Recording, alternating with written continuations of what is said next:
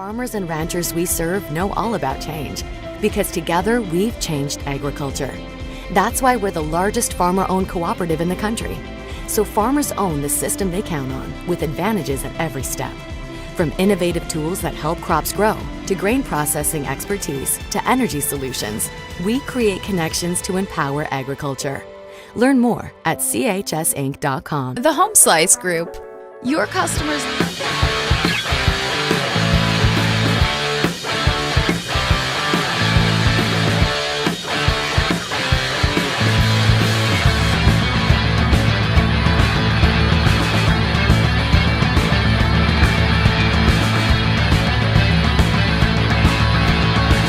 Acupuncture by Victor's Tire and Exhaust, your one-stop, on-the-spot auto service headquarters. By Castile Auction and Real Estate, your real estate and auction company working for you. By Northern Hills Eye Care, providing comprehensive eye health care, professional vision care, and quality eyewear to the Northern Hills. By Rocking Tree Floral and Garden Center, for the best in flowers and plants, come see what's in bloom at Rocking Tree. By the Oasis Kitchen, ready to fuel your day with a delicious meal. And by Quick Mart Sturgis Subs, delicious subs, snacks, cold beverages, and the scooper gear you need. Proud sponsor of the Athlete of the Week.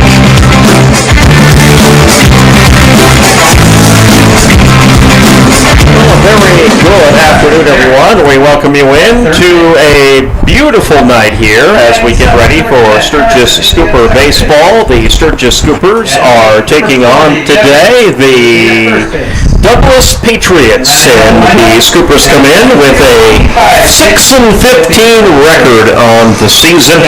Meanwhile, the Douglas Patriots are 0-10 on the season. We are glad you're with us here on what's turned out to be a beautiful night. Just a little bit of a breeze here, not too bad, and the sun has been kind of underneath the cloud for the most part here for the past half hour or so. Gary Matthews with you here today, and Terry Anderson is on vacation. He's in Sioux Falls, and we're welcoming in Adam Miller, who will also be running the live ticket TV broadcast. So we're putting you to work tonight, my friend. Yeah, double duty. I gotta get both hands working here. Keep track of Game Changer, keep track of live ticket, and keep an eye on the game at the same time. But I appreciate you inviting me here. It's good to be here for this pretty nice day today. You couldn't beat a night like tonight. You can actually smell the blooming flowers here at Mckeague Field is where we're at in Rapid City. A 72-degree evening. The Scooper JV, by the way, just finished up their game, and they mercy ruled the Douglas Patriots earlier here, 24-3, I think, right, Adam? 24-3. 24-3. Yep, 3 innings. So it was just 3 innings. 15-run mercy rule. Yep. So the Scooper JV get a nice win here tonight, and now the Scooper Varsity, they need some wins. They're hoping to get them here tonight. They are currently 16th in the baseball standings. Taking a look at the South Dakota Baseball Association standings, Sturgis actually jumped over Sioux Falls, Washington, despite their 2 losses to Pierre earlier this week. Scoopers, with that record, have a 37.143 seed point right now. Harrisburg is the number 1 team in the state. So if the season were to have ended right now, the Sturgis Scoopers more than likely would have had the Harrisburg Tigers in the first round of the baseball playoffs. But we're not quite there yet, and the Scoopers could definitely improve their rankings here tonight if they can beat the Douglas Patriots, who are still looking for their first win on the season. Now, added to the Scooper schedule, Adam, we're going to Spearfish on Sunday. That's going to be a big game for the Scoopers on Sunday. Yeah, Sunday at 4 o'clock. Apparently the game that was played earlier this week was voided or invalid because of some technical details. So they had to reschedule that game for this Sunday at 4 o'clock. Sunday was the last official day of the regular season. So they had to get it in on Sunday. They didn't have a choice. So Scoopers will be playing that game on Sunday. Starting pitcher for the Douglas Patriots here this evening will be Carson Hicks. He is out there on the mound warming up here for the Douglas Patriots. They've had a tough season. They have been in some games. They have been blown out in others. And the last time these two teams met, that Scoopers came up with a win. We were just here just a few nights ago for that game. Scoopers came away with the win. They're hoping to do the same here tonight. First up to bat for the Scoopers is Brody Royer. Then you'll have Jack Jolly in the lineup, Jay Sturman batting third, and Carter Williams is batting cleanup tonight for the Sturgis Scoopers. Scoopers on the pitcher's mound will go with Elijah Stroud here this evening. He will be the starting pitcher. Scoopers do not have Dalen DeShock in the lineup here tonight, and we were wondering about him in the pregame. Yeah, he didn't play up here, and he's in street clothes, so he's with the team. He's in street clothes, no boot, no cast, no nothing like that. So I'm not exactly sure what the situation is. The last time we saw him, he actually pitched an inning. Correct. Yep, and that was against Douglas just a few nights ago. Yep. So we'll keep our eye on Dalen as the days go by here, and again, Sunday marks the end of the regular season for high school baseball here in South Dakota, and then they get the playoffs going. So we're about ready to go here tonight. Again, leadoff batter here for the Sturgis Scoopers will be Brody Royer, and we're at Mckeague Field, a beautiful field here this evening, and a little cooler here. When I left Sturgis, we were almost at 80 degrees, but we're about 8 to 9 to 10 degrees cooler here at the ballpark in Rapid City. Like you said, we've had the looking out our window, it's blue. I mean, looking at your live ticket, it's blue, but there's some clouds coming in from the west, and as the sun goes down, it's created somewhat of an umbrella for about the last hour. So, and that's what's cooled it off here tonight. The South Dakota Office of Attorney General's Consumer Protection Division would like to remind you about good sportsmanship for tonight's game, and they salute our law on the field today. Our umpire crew who will be working this game between the Douglas Patriots and the Sturgis Scoopers. So thanks to the South Dakota Office of Attorney General's Consumer Protection Division. Brody Royer is ready to go. He's a right-handed hitter for the Sturgis Scoopers, and he'll be taking on the starting pitcher for Douglas, and tonight that is Carson Hicks. Hicks on the mound here, and he had a chance to warm up, and we are about ready to go. Our first pitch tonight will be brought to you by Lynn's Dakota Mart, the first choice you need to go for the better choices and better prices. Here's the pitch, and this is up high and inside. And again, you can watch tonight's game on Live Ticket TV. You can also listen on the mobile app at KBHB or on our website at kbhbradio.com. Second pitch is, that one's going to be a passed ball that bounced off the catcher behind home plate. It is a called strike, so it'll be an even count, 1 ball, 1 strike. We'll run down some other scores of sporting events tonight as we move through the game here. Hicks will prep the 1-1 for Royer. Royer's going to take that one down low and outside. That one dribbles past the catcher. We'll have a Douglas Patriot player run out there and grab that one. Royer back in the batter's box on a 2-1 count. 2 balls, 1 strike. Here's the pitch. Royer does not swing on this one, and he takes it down low. And that's actually ball 4, so we were a ball behind, so that's going to be a walk. So Royer gets on base on the walk, and that means Jolly comes to the plate. He'll be the DH tonight for the Scoopers. And Jolly will be a right-handed hitter for the Sturgis Scoopers. Royer on base on the walk. Gets the sign here from Coach Eris Rodriguez. Head coach for the Douglas Patriots is Bobby Smith. And Royer has 11 stolen bases on the season, a percentage of about 92%. That's a deep fly ball into right field. Good hit ball. Jolly just couldn't get it in the fair territory. He raked it pretty well in the first. Got all of it, yep.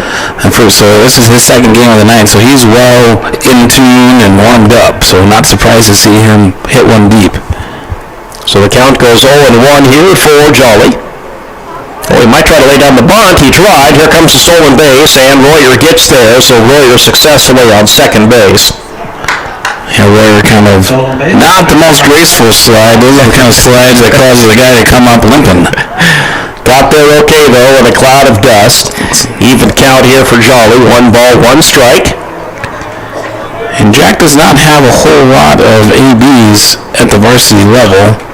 Swings on this one. Goes hopping to the third baseman. Throw to first is in time. So they throw out Jack Jolly at first. Royer stays at second. First base. And Jolly come into this game hitting .286 with 14 at-bats, 17 plate appearances. So, yeah, just beat out there by about a half a step. So up to the plate now, third in the batting order, Jay Sturman playing left field today for the Scoops. Scoreless game so far, one away. We are just underway at Mckeague Field. That pitch is up high and in there.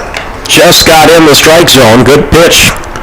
And Jace just under 300, 297. See if Jace can get one out there and get Royer home. One pitch coming, and he swings, and he cracks that one into center field. It's going to roll, gets picked up by the center fielder. Here comes Royer. Royer will get home. So Royer scores a run. Yep. RBI single. And an RBI single for Jay Sermon. Better runner on first base. And that's, the Scoopers did a lot of that in the JV game. Hit it right back up the middle, to the left of the shortstop, to the right of the shortstop. So they were on time with a lot of their contact in the first game. So it's good to see, and Jace too also played that first game, so good to see that carry over to what should be a little bit tougher pitcher to hit than what they saw in the first game. Carter Williams will come to the plate. He's batting cleanup. Got Thurman on first. That's actually Bridger. And that is going to get caught. Good catch. Uh-oh, and they might throw him a double. Yep. They did. Thurman got off. Yeah, he got off base and got caught off. Yeah. In the first game, that was going for a single all game long. But again, a little bit better shortstop there. So. Excuse me, after half an inning. So it is 1-0. Scoopers do get a run across, but the Douglas Patriots played good defense here in the top half of the first inning. So Douglas will be up to bat next. We'll head to the bottom of the first after this 30-second timeout. But you need more of them. That's where we come in. We work with great brands, connecting them to the right audience using video, website development, digital, and audio. All tied together with intelligent media placement to get as many people to your front door as possible. You concentrate on running your business while we concentrate on growing your business. Elevate your brand with us, the Home Slice Group. Fentanyl is a powerful synthetic opioid, up to 100 times stronger than morphine. Even a tiny amount can be deadly. It's often mixed with other drugs without your knowledge, increasing your risk of overdose. Protect yourself and your loved ones and avoid unknown substances. Stay informed, stay safe, and remember, one pill can kill. For more information on fentanyl prevention, visit your local health resource or speak to a healthcare professional today. This message was brought to you by the Great Plains Tribal Opioid Response, so that the people may live. At Dakota Discount.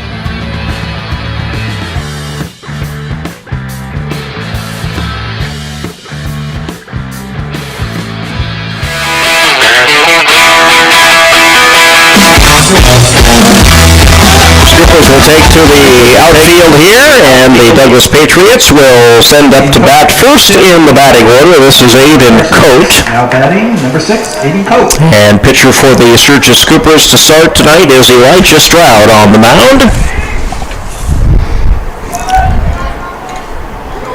Yeah, caught Gary off guard that last at bat.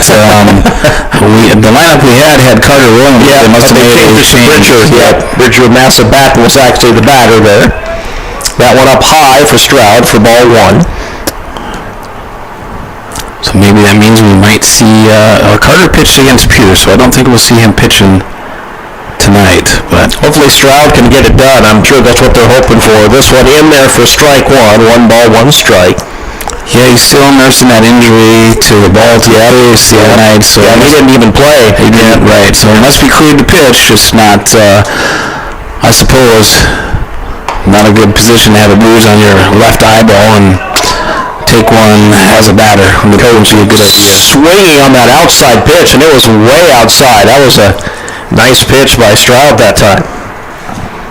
With the count 1-2, we'll see if he can get the strikeout here on Coate. Here's the pitch, and he got it, jammed him up, but that's going to get trickled to the shortstop. See if they can get the throw to first, and they do, but he's off the plate. Yep, not in time. Yeah, that means that's going to be a hit Now runs the throw. for Aiden Cope. Single, puts the runner on. Elijah Stroud's pitched 24 innings this season. He's credited with 2 wins, no losses, no saves, as he's typically a starting pitcher. Earned run average.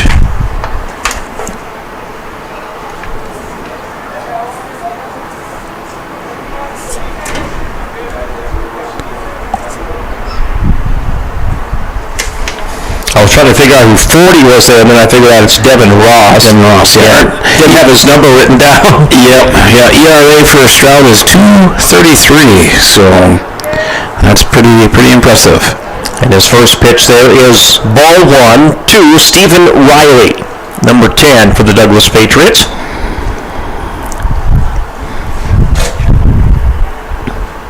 Riley will look for this pitch here on the 1-0 pitch count, and he does swing on it. It was a late swing, and it's fouled off, so that's going to send Coate back to first. Fouled off Hamer's bicep, it looks like. It looks like that may have hurt a little bit, too. He's going to walk that off.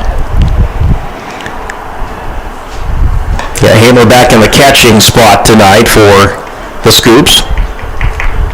Scoops come in with a pretty good record. They're 6-15. They have improved here down the stretch. 1 ball, 1 strike is the call for Riley. They're going to chase back Coate. Coate slides back.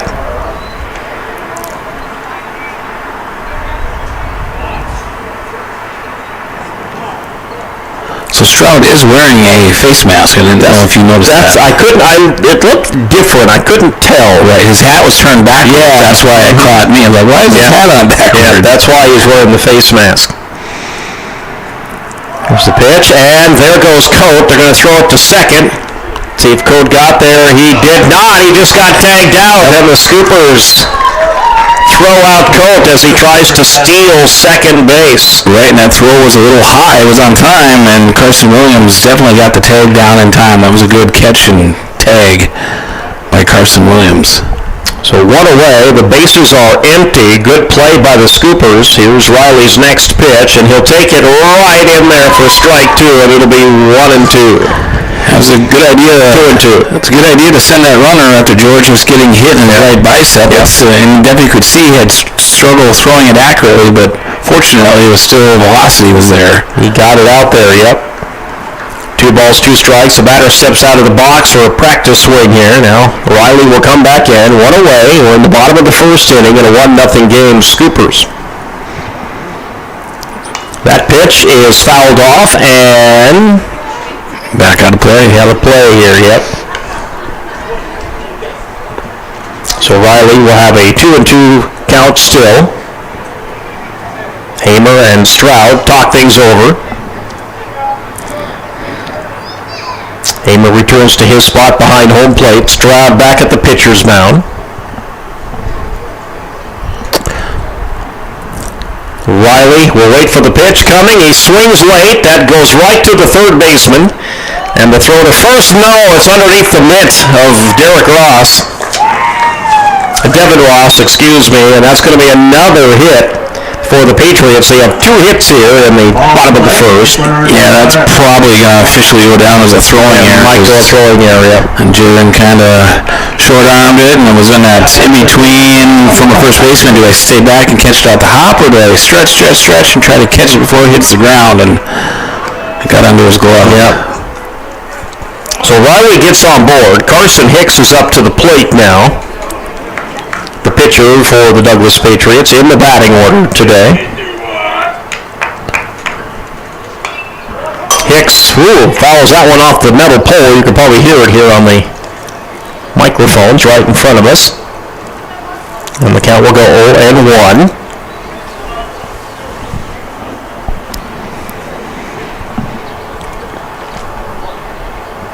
Big lead off there. They're going to throw Riley back. See if he got back safe. He did. He just beat the throw. Yeah, that was a pretty good throw. It was right there, but I don't think Riley's got too big of a lead. He wasn't off that first base by much. Let's see if he keeps an eye on that throw here. He's got a bit of a lead there. That pitch right in there for strike two. Yeah, one with an off-speed pitch, dropped it in the zone. Count goes to 0-2.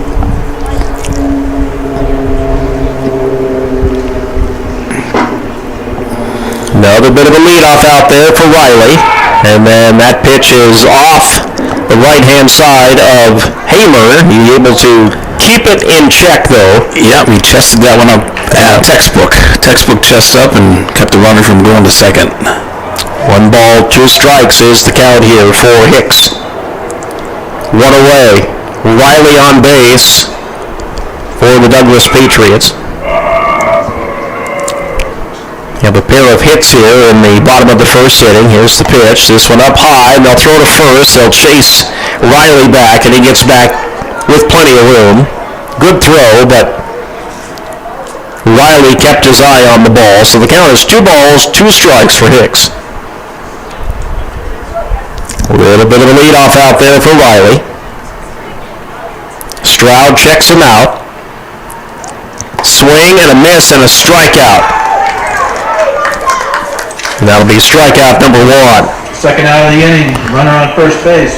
Now batting for the Patriots, number 7. So that will send to the plate here. Batting cleanup is Bobby Steffi, or is number 7 for the Patriots. Right-handed hitter. Riley remains on first base after getting that hit. 1-0 lead for the Scoopers. We're in the bottom of the first inning.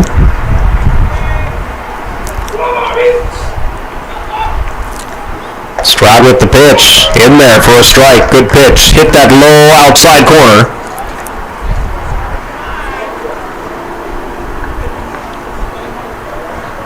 I don't recognize these umpires, Gary, so I don't either. Might be the first time we've seen them this year. Okay. But Rapid City certainly is going to have a bigger pool of umpires. Absolutely. In Sturgis. And Steffi will take this one inside. Good job by Hammer to make sure that didn't get past him. 1 ball, 1 strike. Riley touches first.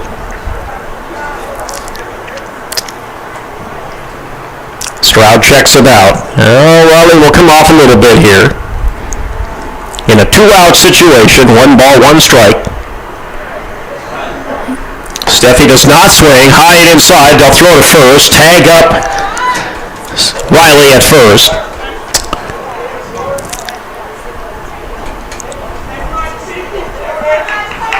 Yeah, that pitch didn't miss by much. Did not miss by much. Oh. Tried to throw the curveball, just a backdoor curveball, and didn't quite get enough curve on it. 2 balls, 1 strike. Oh, that one way outside. Yep, that one got away from Stroud a little bit. That's ball 3 in the far outside corner. It'll be 3-1. See if Stroud can rein it in here. Riley leads off a little bit out there on first base for the Patriots. 3-1 pitch coming, no swing, and it's inside ball 4, and off to first base goes Steffi. Riley advances to second on the walk. Base on balls, puts runners on first and second with 2 outs. Batting And now Trent Gibbs will come to the plate. Trent Gibbs.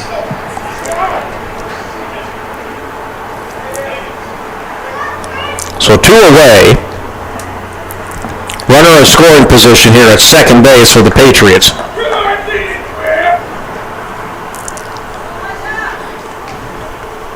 Umpire will clean off the home plate here. Gibbs will take a couple of practice swings. And Riley with a little bit of a leadoff out there at second base. Steffi on first. Gibbs, a right-handed hitter for the Douglas Patriots. And he got hit by pitch, and that's going to send him on to first base. Took it right in the shoulder blade. Yeah, Stroud's certainly not as sharp as we've seen in the past. I don't know if that's because he hasn't been practicing or playing in about a week or what, but definitely looking rusty, as they say. So to the plate now comes Caleb Hauser, and the bases are juiced here for Pinch running for the catcher. the Douglas Patriots in a 1-0 game. Scoopers with the lead. Caleb Hauser will see if he can bring somebody home for his Douglas Patriots. Takes the pitch, swings, and he pops this one deep left field, running to try and grab that one. Not going to get there, and it is a foul ball.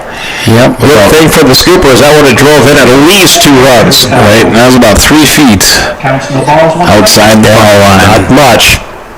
So Hauser just about had a big one. But it just goes foul. Thanks for the Scoopers there. Or they would have seen the lead evaporate here at the bottom of the first inning. With the count 0-1 for Hauser. Here's Hauser. He will not swing on this one. He'll take it outside, ball 1. 1-1, runners return. Stephen Riley is on third for Douglas. He's the closest to home. He is the tying run for Douglas. 1 ball, 1 strike. Here's the pitch. And Hauser swings and misses that one right into Hayward's mitt. 1 ball, 2 strikes.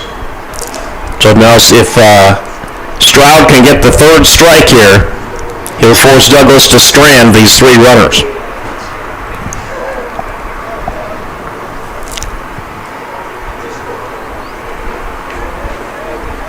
And the pitch, and he almost hit him, and getting it out of the way just in time. Hauser will stay alive at the plate. Yeah, good movement on that pitch. Just a little bit too far inside. 2 balls, 2 strikes.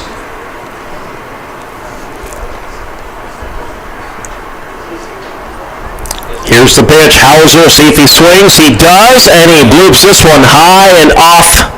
To the distance it goes to foul ball. Yep. So he stays alive. He's had a couple nice shots, but they've both been fouls out here on the left side of the field. Hauser will try again on the 2-2 count. Pitch by Stroud is on the way. Hauser swings, and he fouls that one back to the dugout of the Scoops. Good at bat by Hauser. He's hanging in there. And he's forcing those pitches up on Stroud. He's up to 27 now.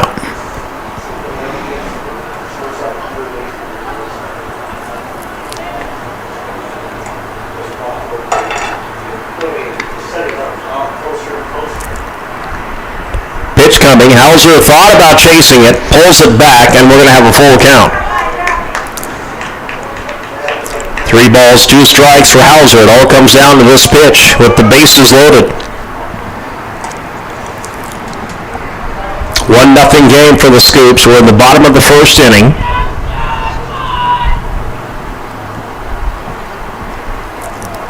And the pitch, and that's ball 4. That is going to walk in a run. Riley will come home. He'll touch home plate. And it's a 1-1 game. Patriots score a run on the RBI. And we're going to have a talk here with Bases still loaded. Elijah Stroud. Coach Aris Rodriguez out to the pitcher's mound. Pitching. And he's going to talk to his pitcher here. Next batter for the Patriots will be number 9, Aiden Kennedy. So the walked-in run, Riley scores. And a 1-1 game with 2 away, and the bases will stay loaded here.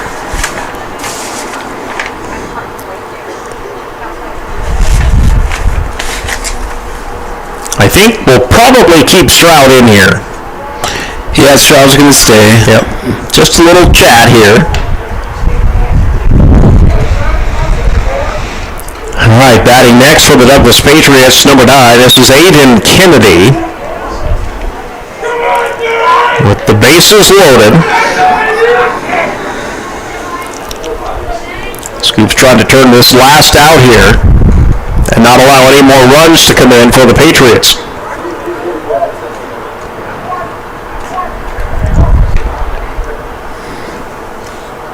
And they're going to throw it to second. Dangerous throw, but it gets there. The second baseman gets back safe. Yeah, I don't know if I want that throw being made, because if it's off at all, runner from third scores, and you got 2 outs. Yep. Just need the 1.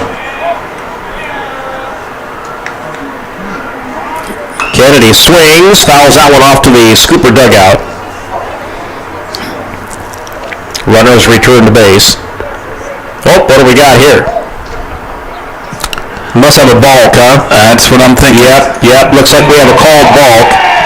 Yep, that's what it is, and that's going to score another run. Runners advance a base, leading the second run of the inning for the Patriots. So coming home, that was Carter in there to pinch for a run for the Douglas Patriots, I believe, number 13. Yep. And it is now a 2-1 lead for the Douglas Patriots. Runners advance to second and third. And Kennedy still at the plate. Aiden Kennedy swings on this one, and that'll be a strike. That'll even it up here.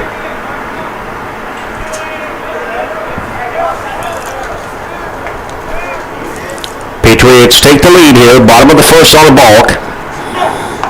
And that will look good from up here. It must have been down low.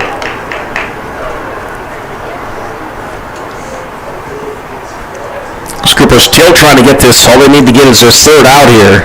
Get out of the first inning. Down 2-1 to the Douglas Patriots. Here's the pitch from Stroud. And that one you can see from definitely outside. 3 balls now, 1 strike. Well, Kennedy being very patient at the plate.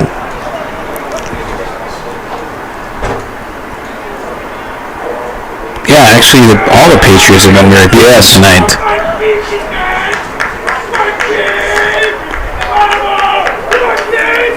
Pitch coming. Kennedy swings, and he goes around, and he gets strike 2. So it's 2-2, 2 balls, 2 strikes for Kennedy. Sun starting to set in the west here. Shadows growing long at Mckeague Field. Lights are on, and Kennedy is going to blast that into right field, and that's going to be a base hit for him. Oh, it's going to be more than that. That got by the right fielder out there. He has to go chase it. 2-run score. Yeah, misplay by Tatum Corkins. So a single and reaching second on the air. Got by him out there in right field, not allowed another run to score, so now it's 4-1 Douglas. And for the Patriots to be number 3, Jackson Montalvo. And that's a double RBI for Kennedy. Yep. Jackson Montalvo now will come to the plate, and Douglas on a 2-out rally here in the bottom of the first inning.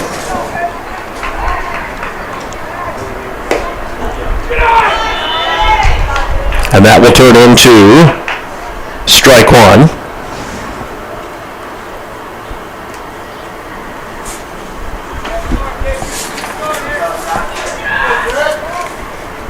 Montalvo is 8th in the batting order, so Douglas is about to get through the batting order here. This one in there for a strike. Good pitch. Yep, caught the corner on that one. So it should be 1-1. Yep, should be 1 ball, 1 strike, right. Yep. So 1 ball, 1 strike for Montalvo. Now it'll be 1-2. That pitch in there, though. Yeah, should be 1-2, I think, now. With 2 away, Stroud trying to get this third out. We got a runner on second.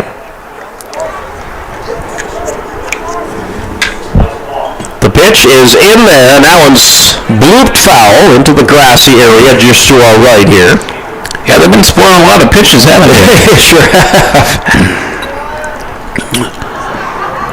1-2, 2 away. 37 pitches now for Stroud. This has been a tough inning for him. And that one up high and outside.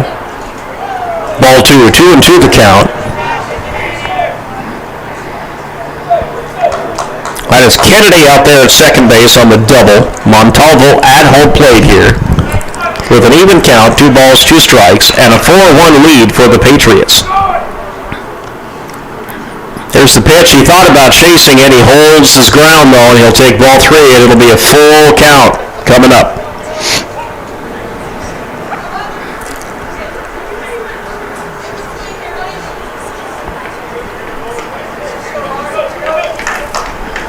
So Stroud's going to try and get this third out on this full count pitch with a runner on second.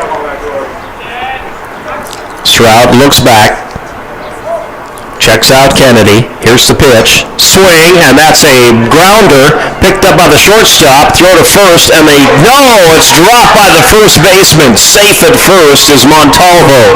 Yeah, Royer charged that really well. He came up pretty clean, made a good throw, and went through the hole in the first baseman's glove. Just some mistakes tonight here for the Scoopers, at least here in the first inning. And the Douglas Patriots will continue here with Colton Elliott. We'll finish off the batting order, so we'll go through all 9 batters here in the first inning. Yeah, 3 errors, 1 throwing and 2 fielding in this first inning. Errors is what really hurt him in the pure games also. 14-1 and 13-1 were the scores of those 2 games. 4-1 lead for the Patriots here in the first inning. And now you've got a left-handed hitter coming up, so let's see how Stroud decides to attack Colton Elliott here.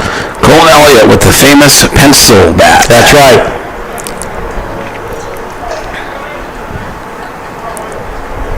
Runner on first, that's Montalvo.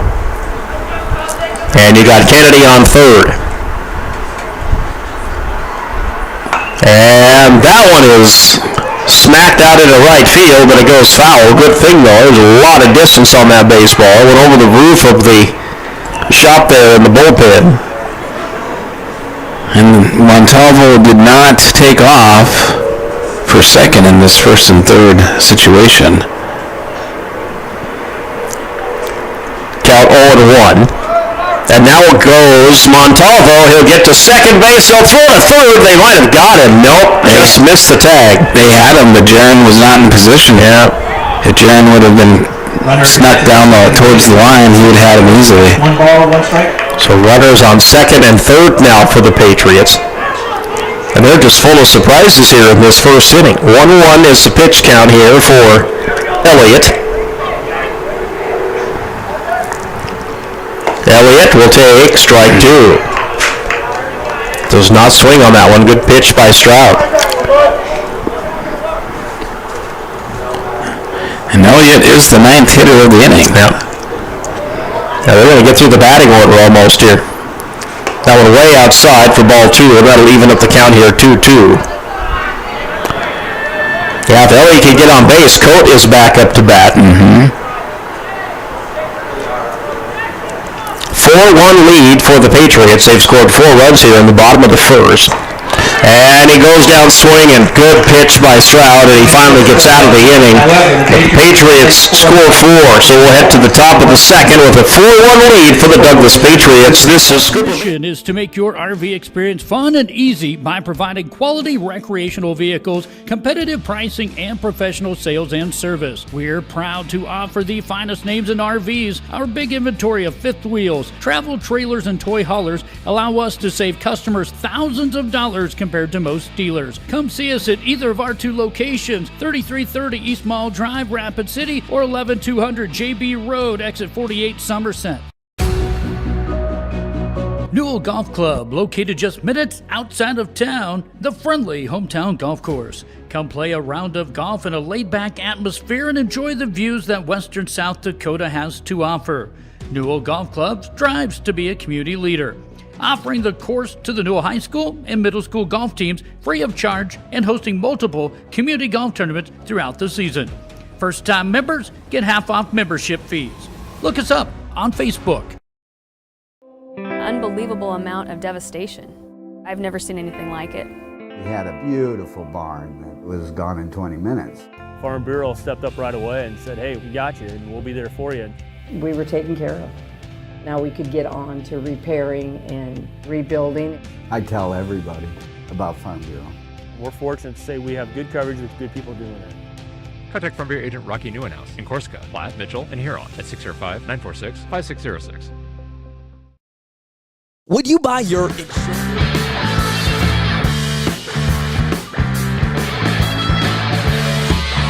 Scoopers down 3 runs here after the Douglas Patriots score 4 runs in the bottom half of the first inning. Back on the pitcher's mound here for the Patriots, it will be Carson Hicks. He'll start inning number 2, and he's only thrown 12 pitches so far. Yeah, he's very efficient. Scoopers did get 1 run, thanks in part to some good base running, but George Hamer's going to lead us off here. See if he can't get something started. For the Scoopers here at this game against the Douglas Patriots.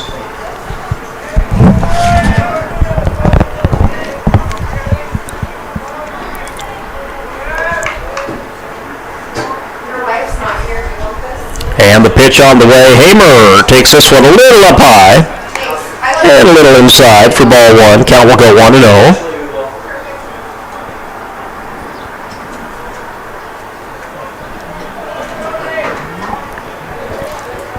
Scoopers need 3 runs here to tie it up in the top of the second, and Hamer will take a strike there.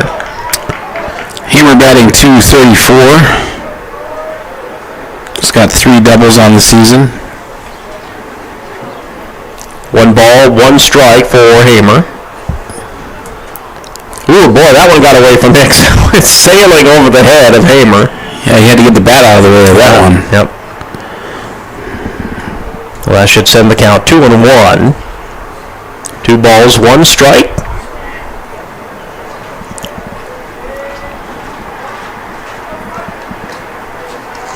Hicks will deliver this one, and that one is kind of a wild pitch too, well outside and down low.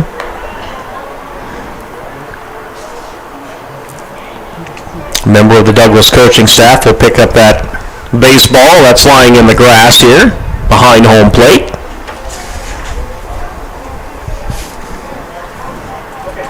Hamer waits the pitch, swings, and he's going to bloop that out into center field. That's going to be at least a base hit for Hamer. Yep, nice line drive to shallow center. It's leadoff runner on. Scooper bat boy will come out and retrieve that bat, and they'll bring out a pinch runner here for Hamer since he's the catcher. And number 1, that's Tate Johnson, who will go out there and pinch run for Hamer.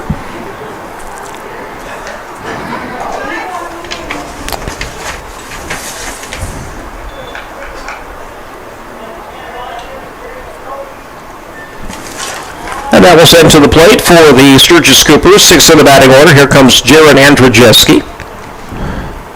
And Andrzejewski takes this one down low and outside for ball 1. Tate Johnson with a little bit of a lead off there. He was thinking about going and then seen the down low pitch. So he retreats back to first base. Andrzejewski, go ahead. Yep, I was just going to say he's got... There goes Johnson, and Johnson gets to second base easily. They used Jaron primarily as a bunt specialist, kind of a sack bunt guy. I was looking to see if I could pull up his stats here. Not found it yet. It's one of those stats that can be hidden. It's not usually concerned about too much. Ooh, that one up high and outside for ball 2. Tate Johnson returns to second on that pitch. 2-1. Well, this is a good opportunity if you're thinking of playing small ball here. Right, to move that runner to third, maybe even get him to score off a bunt. Andrzejewski thought about swinging. He will take that one on the outside for strike 2. Well, the count would be 2 balls, 2 strikes now. Especially put a bunt down the first base line. The first baseman's playing in normal depth, which from a bunt situation would be deep. Yeah, he's off first base by a pretty good ways there. And that one's going to go up high. And it'll be 3 balls, 2 strikes. So we're going to have a full count coming up here for Andrzejewski.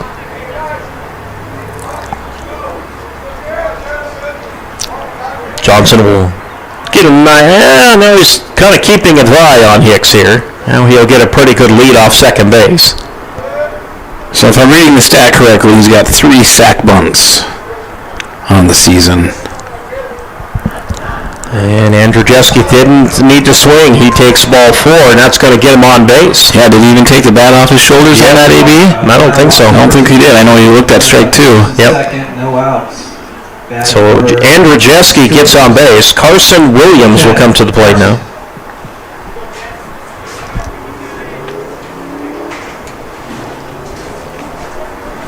Williams, a right-handed hitter. Checks the call from Coach Rodriguez. Now you got Johnson on first. Andrzejewski, check that. Andrzejewski on first. Johnson on second. Ooh, that was high and inside. There go the runners, and safe at third is Johnson. So Johnson, Close play at third base. a very close call. Yeah, Johnson didn't get a very big lead, didn't get a very big jump. Fortunately, the throw was a little high. And he just gets into third for the stolen base. Andrzejewski advances to second. And Carson's been hitting the ball pretty well. The last 5 games, he's hit over 260. Oh my, and that bounced off his helmet. So hit by pitch will send him on to first base. Yep, bases loaded with no outs. And boy, you can hear that up here. He got as small as we could get to try to avoid from getting hit, and it still got him on the helmet. Devin Ross now will step to the plate for the Sturgis Scoopers.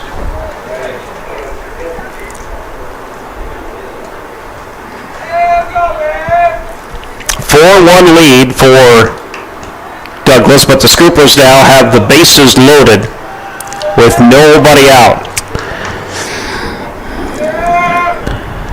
Ross swings, and that gets picked up by that gets past the shortstop. 1 run scores, 2 run scores. Johnson comes home, Andrzejewski comes home, and the Scoopers cut it to a 1-run lead, 4-3.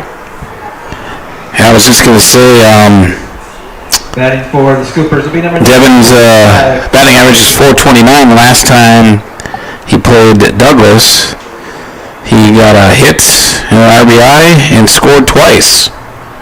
So he's kind of keeping that trend going against this particular team. Good hit by Carson. And we're going to have a little discussion with Hicks on the pitcher's mound here for the Douglas Patriots.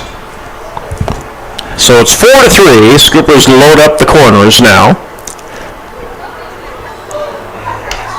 Actually, first and second, I'm sorry. So Carson Williams on second. Devin Ross is on first. Yeah, shortstop Aiden Kennedy, I thought, had a real great opportunity to turn a double play on that, but maybe he picked his head up before he had the ball in the glove, and it kept on going to center field. So ninth in the batting order, Tatum Corkins, who's coming off a couple of pretty good games this past weekend. Yeah, his bat's been electric for sure. See if he can keep it going here against the Douglas Patriots. Thought about swinging, holds it back. He will take strike 1 though. That was a good pitch by Hicks. Nobody out yet for the Patriots in a 4-3 ball game.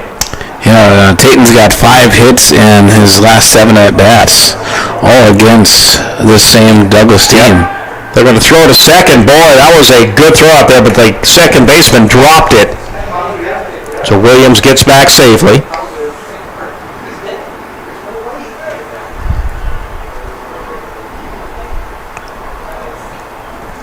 Yep, 5 RBIs in those 2 games. Yep.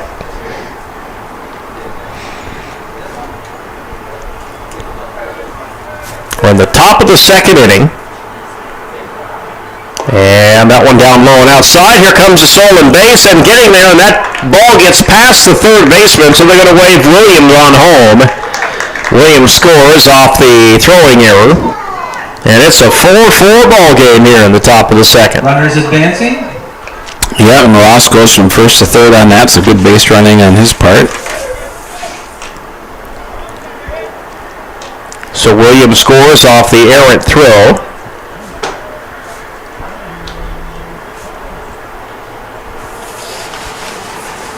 One ball, 1 strike in the meantime for Tate Corkins at home plate. Now the Douglas coach, yeah, I think he's He's trying to make an argument that the batter interfered with the catcher's throw. As long as the batter stays in the box, there's really nothing that can happen to warrant that call. And everything stays as is. So 1 ball, 1 strike for Corkins. And he'll take this one up high and outside for ball 2. Ross getting a very nice, aggressive secondary lead there. Yep, he's looking to come home here with nobody out.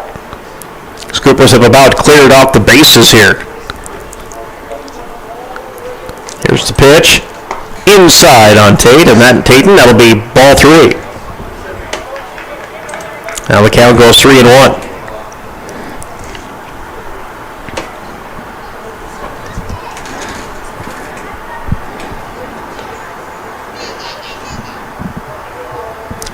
Pitch coming. And Corkins takes ball 4, and off he goes to first base. Yep, so first and third. First and third, no outs.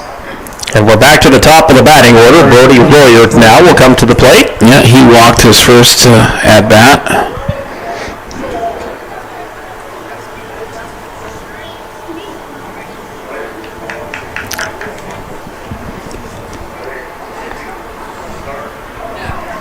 And I think this should be a 4-4 game, correct? Yes. Okay, it's 4-3 on the scoreboard. Yep. I was thinking. Here's the pitch. Whoa, that's a pass ball, and coming home on the throwing error. Yeah, catcher Bobby said he had no chance of getting behind that wild pitch. Yep. Ross will touch home plate and make it a 5-4 lead. Second base, 1 ball, no strike. Scoopers take the lead back here in the top of the second inning. Yeah, we could have one of those classic back-and-forth games tonight. We could. I guess Stevens had a little bit of a nail-biter the other night against Central. Sure did. 9-9, going into the 7th. Yep. Walk-off winning hit coming in the bottom of the 7th, and Stevens got the win. That's a good pitch right in there. So Royer will be with 1 strike here. We're on second for the Scoops. Should be a 1-1 count, yep.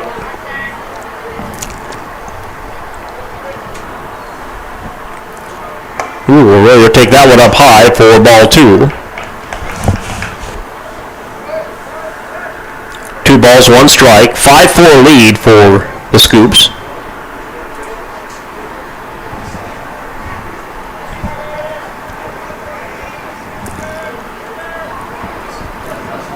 Royer, that one right in there. Yeah, I thought maybe he'd swing at that one, but he held his ground. Well, he's thrown that slider to him twice. Yeah, missed once, and that time it dropped in there, so 2-2.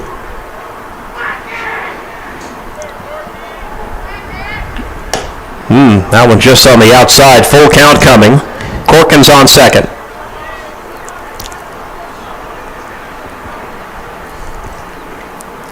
See what Hicks delivers on the full count here.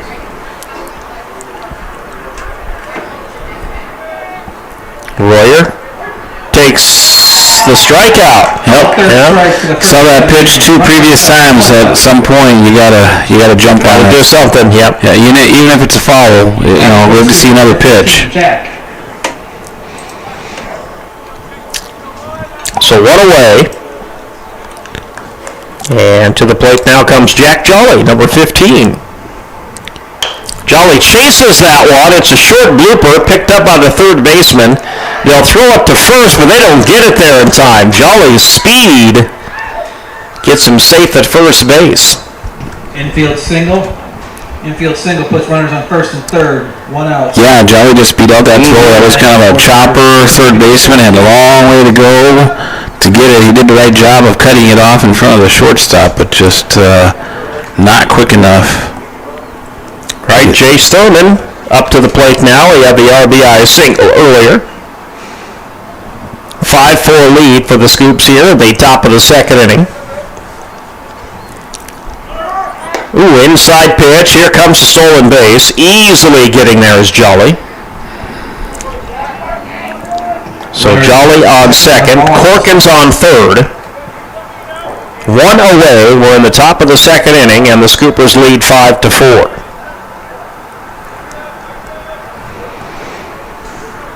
Here's the pitch, and that one down low outside, ball 2. The count goes 2-0.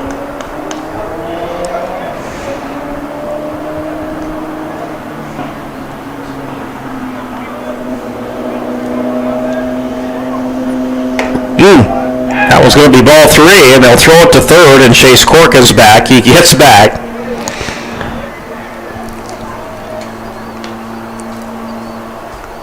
So now at the count 3-0. I don't anticipate Thurman doing much here on this next pitch.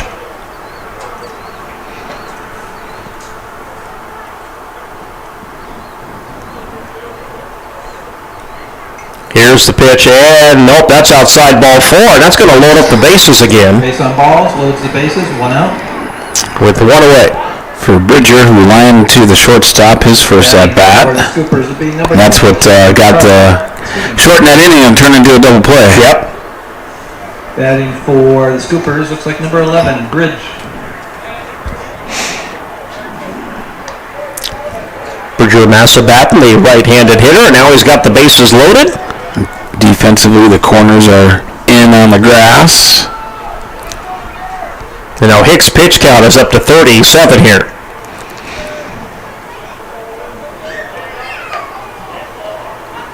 Here's the pitch, and Massabatten will not swing on that one. He'll take strike 1.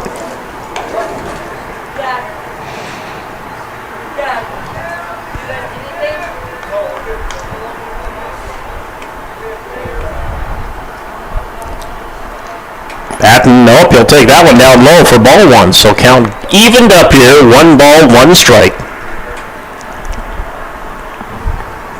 Bases loaded situation here again for the Scoopers.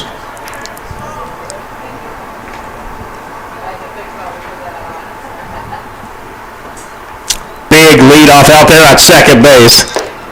And that one in there for a strike. That'll be strike 2. Yeah, nobody's giving Jack holding him out at all. In fact, Jolly is just almost running to third base, and Corkins was kind of looking back at him like, look at that, Jolly halfway to third. He's almost 3/4 of the way to third. Massabatten goes around. Oh no, and that ball is dropped by the shortstop, and a run comes home. 2 runs come home. Yep, another error by the shortstop. Another error by the Patriots. Score 2. Scoopers are going to get 1 no matter what. Yep, but All play scores a run. Scores 2 runs, excuse me. Yeah, now it's 7-4. Runners at first and third for George, who singled to center field his first at bat, and then scored a run. So coming to the plate now, number 26. Yeah, in fact, George started this inning. Yep, I was going to say, I think we've gone through the batting order. Yep. 7-4 lead for the Scoopers here in the top of the second inning. They have come back strong here. There goes the runner, and he'll get there. Bridger Massabatten successfully seals second. Yeah, they threw it to the shortstop to try to see if they could get the runner from third caught going home. Disciplined running over there by, is that Jace? I believe so, yep. Hamer almost took that one to the shoulder. Yep, Jace at third. Yep, that was way inside. You get so many runners on base like this, it's hard to keep track of who's on base. And once in a while you get a pinch runner in there too. Yeah, so.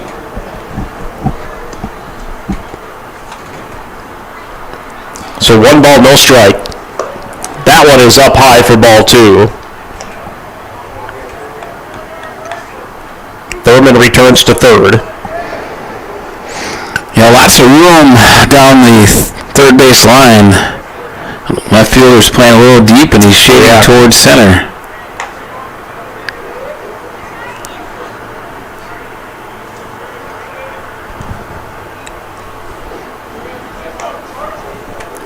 Pitch turns into ball 4. Oh, that was only 3. Okay, I missed a strike. Yeah, I think it's 3-1. So it's 3-1. Yep.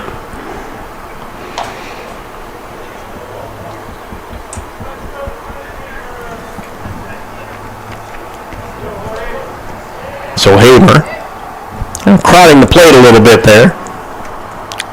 Swings, and he pops this one back foul. So now this will be a full count, I do believe. That's what I got. Runners on second and third.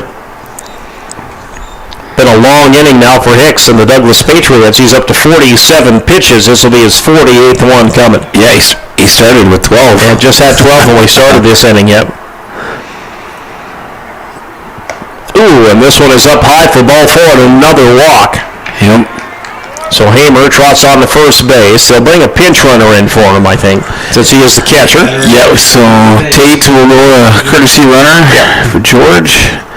And Jaron, who walked Number 5, Jaron. earlier this inning, walked and scored a run. So the Scoopers have the bases loaded again with one away in the top of the second inning.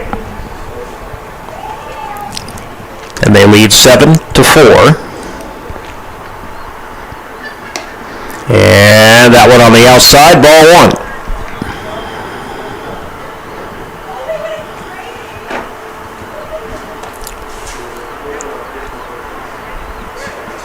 Hicks checks first base.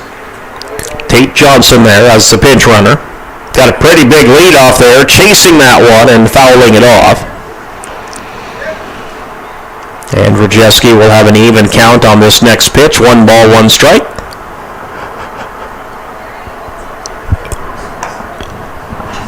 Carson Williams on deck for the Scoops.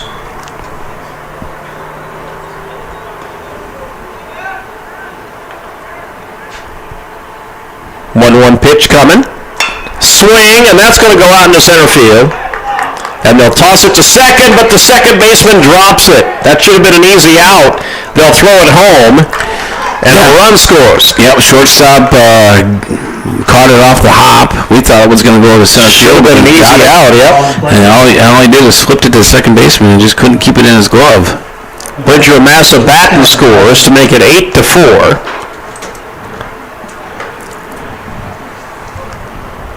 And now Carson Williams comes to the plate with runners on first and second. And this rally continues here for the Scoops with just one away. Actually got 2 runs. Oh, that one is hit by pitch. Yep, that's going to send him on to first base, and the bases are loaded again. So it is 9. Yep, you're right. So 9-4. Got a runner on first base. Batting for the Scoopers, number 40. So now Devin Ross comes to the plate.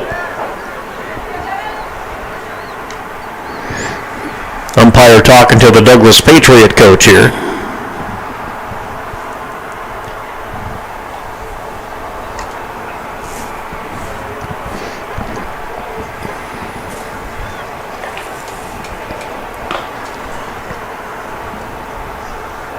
Okay, Ross will get into the batter's box here, and again the bases are loaded and one away. So that was Carson's second hit by pitch, not of the game, but of the inning. Of the inning. And remember he took one off the lid. Yeah. And he was trying to be a whack-a-mole there, and he still got it on the head. And he is almost halfway to second base here, and almost another one off the lid. Yeah, Devin got his head out of the way. Yeah, Hicks again with an inside pitch here. Count will go 1-0. And Devin carried with a single. And scored on a wild pitch. So 1 ball, no strikes. Ross will swing and foul that one over into foul territory. So the count will even up now for Devin. 1 ball, 1 strike. 9-4 lead for the Scoopers here at the top of the second inning.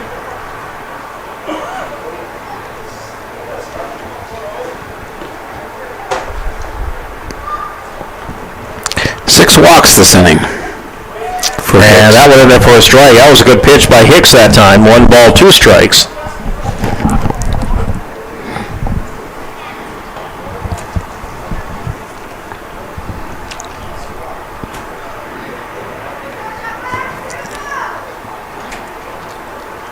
awaiting the pitch. Ooh, Ross will take that one up high and outside. That'll even up the count. 2 balls, 2 strikes. So now 56 pitches for Hicks. Majority of those here in the top of this second inning. Yeah, about 44 of them. Yep.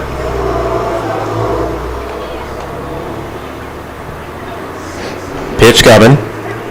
No swing on that one. That'll be a strikeout. Not quite. Full count coming now. Not quite. Ross has got 1 left. So this will be a payoff pitch. Let's see what the runners do. It should be a strikeout.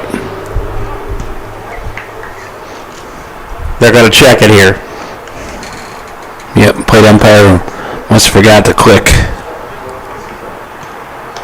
And if it is a strikeout, that'll be a big one for the Patriots, because it'll be the second out. There you go. You're right. They called it the strikeout. So Ross strikes out. That was called strike 3. And Corkins is back up to the plate. And he walked his first. He got on a base on a walk, yeah. Batting for the Scoopers will be number 25, Tatum. Looks like we'll have another mound visit here. Yep. Coach Smith will come out and talk to his pitcher. Don't see him giving it up quite yet.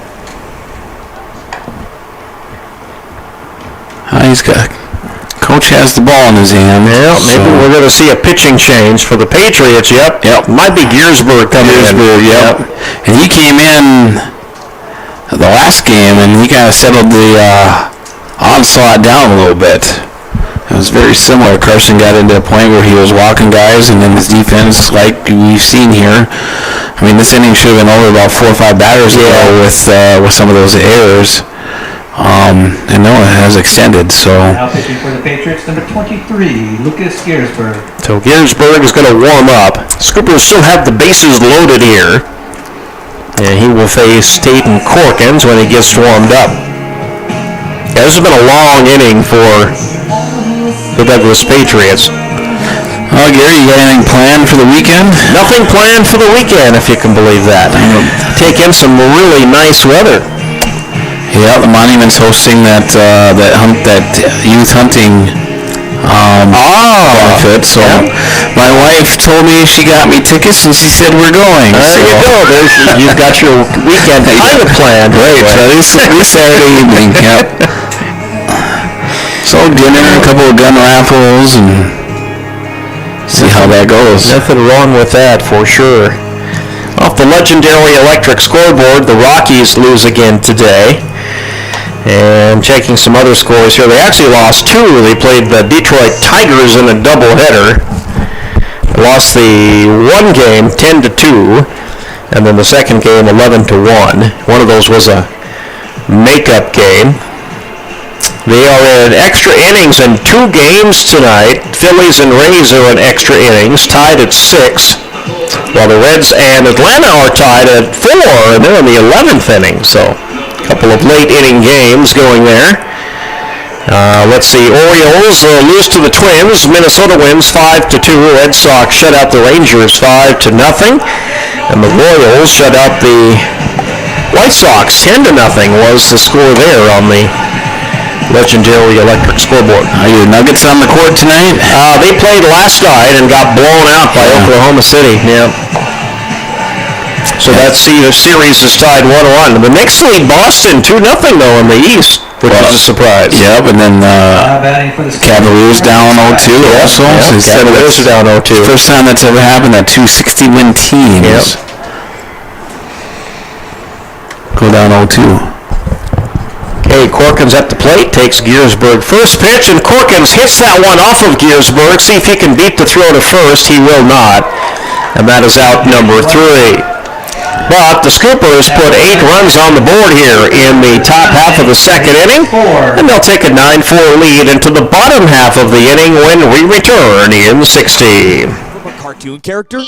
What's up, Doc? Cartoons are good for a laugh, but when you're in an accident or you need your home covered and need help, it's no laughing matter. That's why you need a real person like Lance at Van Z Insurance Associates. It's not just simple insurance either. Lance has you covered with home, life, auto, and business. Van Z Insurance is your place to call. Stop by today or give Lance a call at 605-393-2399.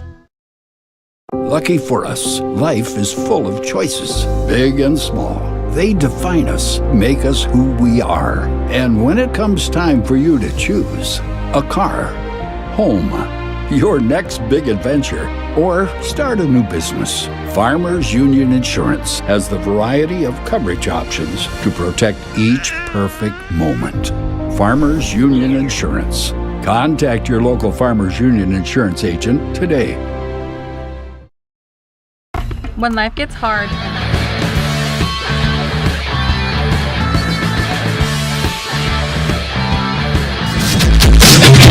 On a pleasant Thursday evening here in Rapid City at Mckeague Field, the Scoopers lead Douglas 9-4. Elijah Stroud is back on the mound for the Scoops. Yeah, he had a long sit in the dugout, so... Not as long as Hicks had in the top of the inning for Douglas. Right. But he did have a long bottom of the first. He's hoping he can make that a little shorter here as we head to the bottom of the second.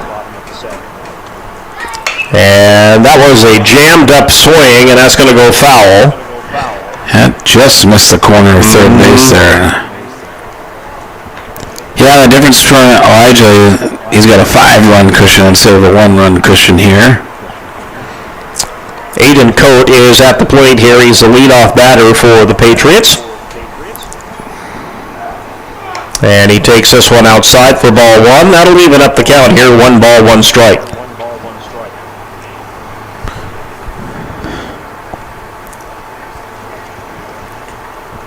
Coate will step back into the batter's box here. Douglas scored those 4 runs in the bottom of the first. Here's the pitch by Stroud. Coate swings, and he misses that one right into Hamer's mitt for strike 2. And Coate did reach on a ground ball that went to the left fielder, but was caught stealing. 1-2 pitch coming, and he chases that one, and it blooped foul.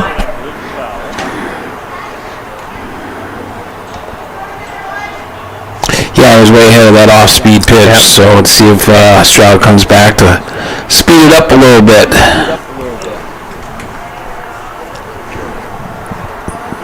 Count 1-2, and he chases that one again and fouls it off. That one towards the Douglas dugout that time.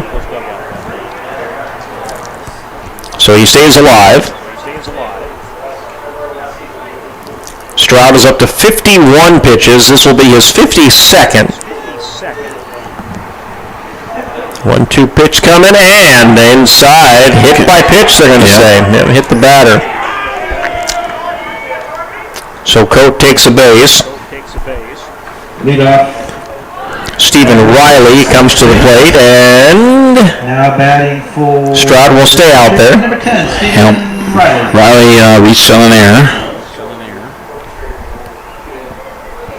He'll take a couple practice swings here before he steps into the batter's box.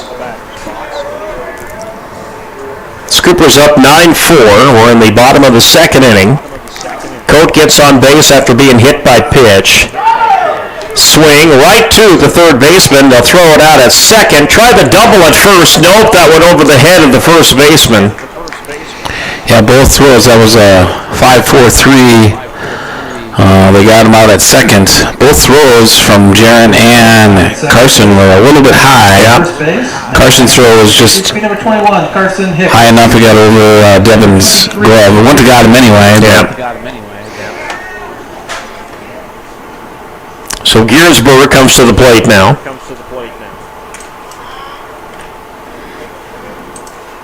One away with the runner on first.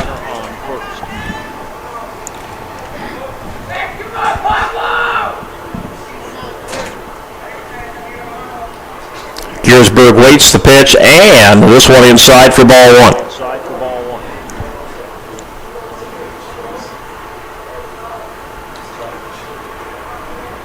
So Riley on first.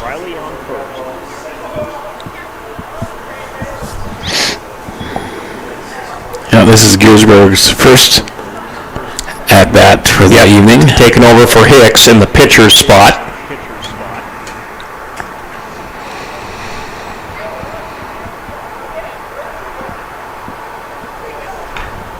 So Stroud had come off the mound there for a minute.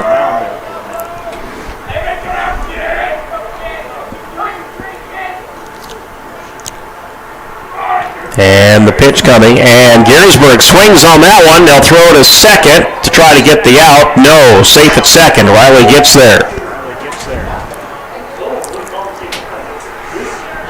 Yeah, it's really hard to catch a guy stealing when you catch the ball, when the second baseman catches the ball behind the runner. Really needs to get in front of second base, shorten the distance of that throw. 1 ball, 1 strike for Gearsburg. And he'll take this one inside. So now 2 balls and 1 strike.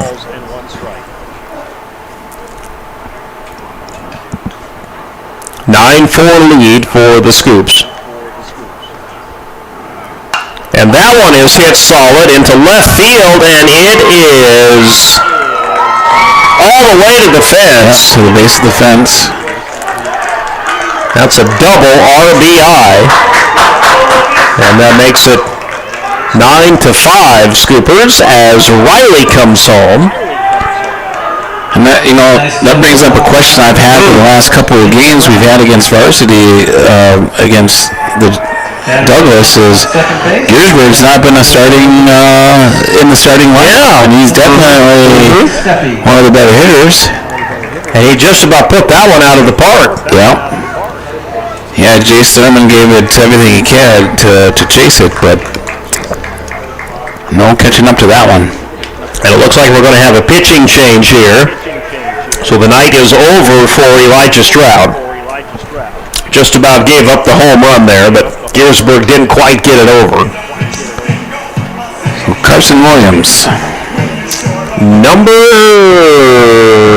10. 10, yep. So Carson Williams is going to warm up for the Scoopers. While he does that, this pitching change being brought to you by Quick Mart Sturgis Subs. We'll hear from them, and we'll be right back. This is Scooper Baseball on the Big 81. Much to bear. Finding the resiliency within us can help us find healing. The 988 Suicide and Crisis Lifeline provides 24/7 free support for anyone in suicidal distress or emotional crisis. All texts and calls are anonymous and connect you to local resources that uphold cultural values and pave the way to healing. Find the strength within you. Find the strength within our culture. Reach out if you need help today. This Mother's Day, show your appreciation with a gift that works as hard as she does. At Grossenberg Implement, they're celebrating moms with 10% off all John Deere merchandise Friday and Saturday, May 9th and 10th. From rugged gloves and handy tools to stylish shirts, they've got the perfect gear for the hardworking mom in your life. But hurry, this special offer won't last long. Head to your local Grossenberg Implement and thank Mom with something she'll truly appreciate. 10% off John Deere gear, just in time for Mother's Day. When you ask for Blackie's...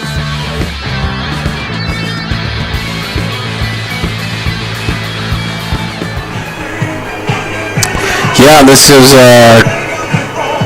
Carson's got 13 innings pitched. Faced 70 batters, but some of the competition he's gone up to has been no slouches. Gillette Riders, Mitchell, Colonels. Against those two teams, he's given up 7 earned runs. His earned run average is 6.3. Now batting for the Patriots, number 7, Bobby Steffi. Does have 16 strikeouts, though, on those 70 batters faced, so that's not a bad percentage. Yep. All right, Bobby Steffi comes to the plate now for the Scoopers. And Steffi takes this one down low and outside for ball 1.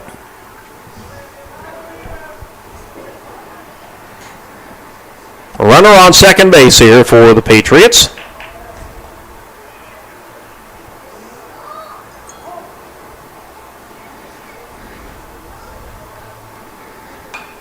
Swing, and that is blooped over into the dugout for a strike. So a foul ball.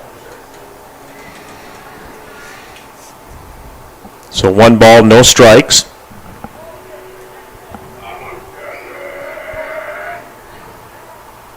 Swing, and did he get a piece of it? He did. Yep, he'll stay alive. Ball 1. Ball 2, strike 2, excuse me. 1 ball, 2 strikes. And Steffi walked his first at bat. He had an easy trip around the bases, Gary. He walked. Then he got to second on a hit by pitch. Then he walked to third, and then a balk brought him home. So that's about as easy as it gets for the base. Easier than that, yeah. That or a home run. That's about the 2 easiest ways to do it.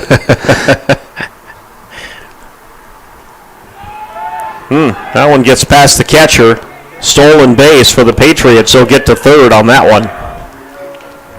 And a full count coming up for Williams, 3-2.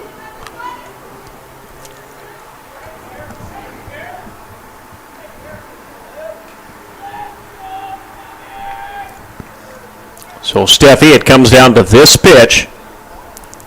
1 away. And he walked. So off to first base goes Bobby Steffi. He got runners on the corners now.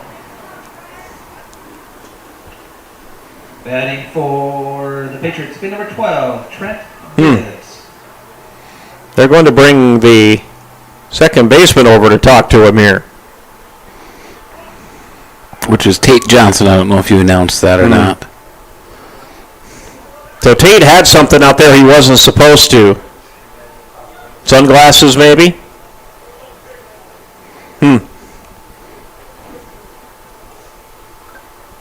Interesting. So Tate had something out there he wasn't supposed to have. He gave it to the umpire, and the umpire took it to coach.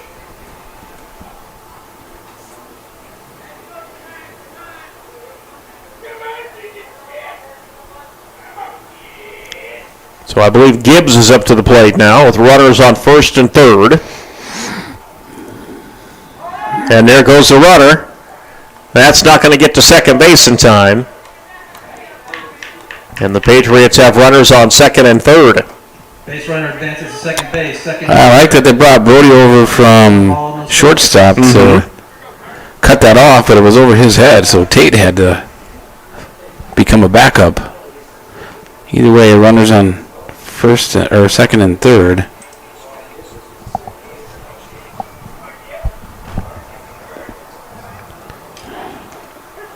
That went in there for a strike. Good pitch. Yeah, if Carson can continue to hit that lower quadrant like that, that's going to be tough for these Patriot hitters.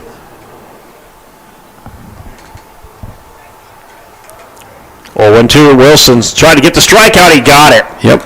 Good pitch. Strikeout looking. And that is Carson's specialty. Yep. Batting for the Patriots. So 2 away. Runners on second and third for the Patriots.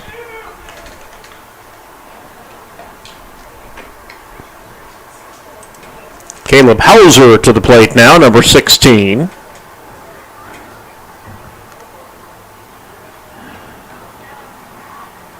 Hauser takes that one down low for ball 1.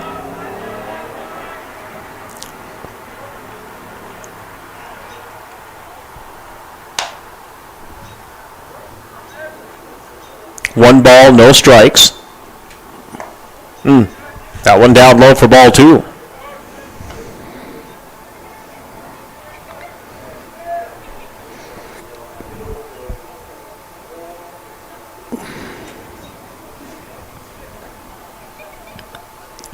Pitch coming from Williams. Swing popped up and lost into the night air, and that will go foul.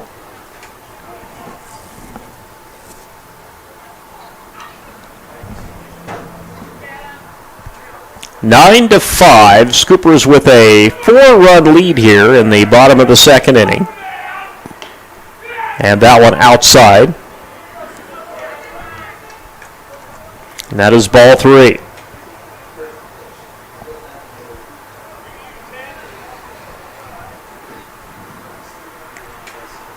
Three-one pitch coming, and that's all 4. And that's going to load up the bases. But they get the runner out of third, I think. Yep. They did. Yep, courtesy runner got caught sleeping. Wow, so the Scoopers dodge one there. Yep. They get the third out and by tagging up the runner at third. They had a good chance in the first inning of that same thing. It was just our third baseman was sleeping on that one. But this time, catcher and third baseman were on the same page. Scoopers will take that for sure. So Gearsburg will come back out to pitch for Douglas. We'll head to the top of the third inning in 60. You ask for someone who believes in hospitality. You ask for someone who treats everyone like a VIP and believes the absolute best shouldn't cost more and makes you feel comfortable, even when you are vulnerable. You ask for someone who cares about the little things as much as the big things. You ask for someone who treats you like you are loved, because you are. Black Hills Surgical Hospital. Ask for us by name. Do you have a pest problem? Got bats, ants, termites?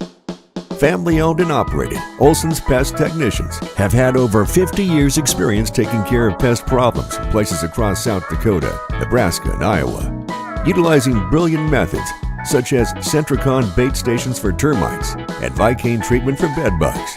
There's no pest too tough for Olson's Pest Technicians. If you have pest problems, call 800-KILL-BUGS.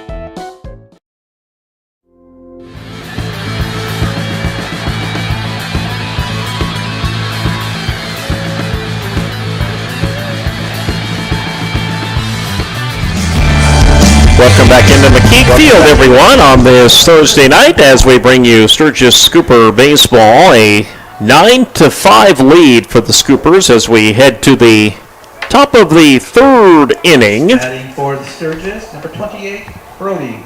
Douglas adds a run in the bottom half of the second inning.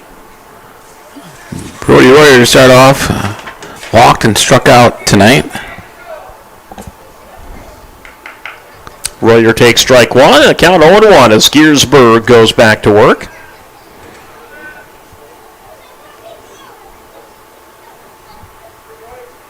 Pitch by Gearsburg, and got Royer going around on that one, strike two.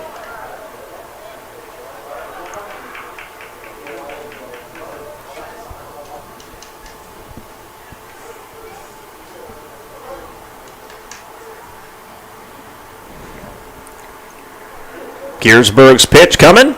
And, ooh, did he just get a piece of it? He did. So Royer will stay alive, but just barely. And that one went off Hamer, and Hamer's got to shake that one off.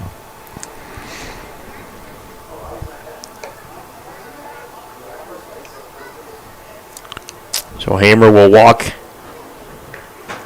That wasn't Hamer, I'm sorry. That's the Douglas catcher. Steffi. Yeah. Bobby Steffi. Yep, and he's going to walk to the pitcher's mound, see if he's going to stay in here or not. Yeah, I don't know if he got hit in another region or he just got hit on the inside of the thigh, but he did go to the dugout. We might have a replacement here. He didn't go, a lot of times when you get hit in that another region, the catcher usually kind of goes down and has time, takes some time to get back up. He got up right away and was started walking, so I think he just kind of got him on the thigh. Yep. Looks like he's going to come back. Go in, take a deep breath, grab some water, and come back out and do it again. All right, the count is still 0-2.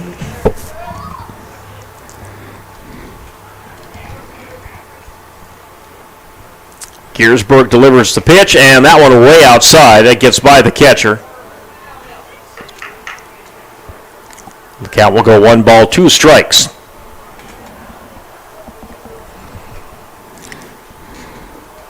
Royer is at the top of the batting order here for the Scoops. Ooh, he took that one just inside. And that'll even up the count here, 2-2.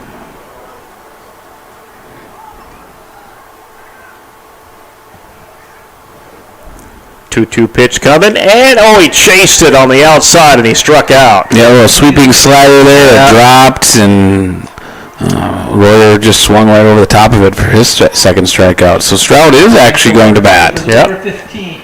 Going to bring him up to bat second in the second batting order here. Number 4, Elijah. Yeah, we'll see how this eye is treating him here on this, for sure, on this bat.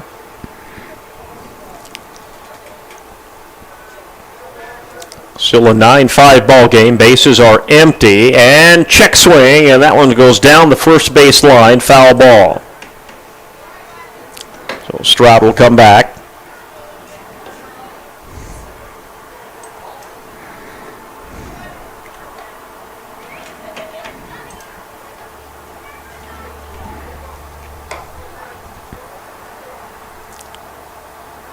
Count 0-1 for Elijah. Here comes the pitch. Oh, boy. That one came sliding back into the strike zone there for strike 2. What a pitch by Giersberg.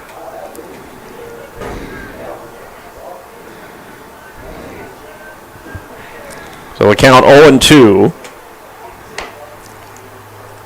That one got away from Giersberg, though, down low and outside. Ball one. Ball one, 2 strikes for Elijah, 1 away.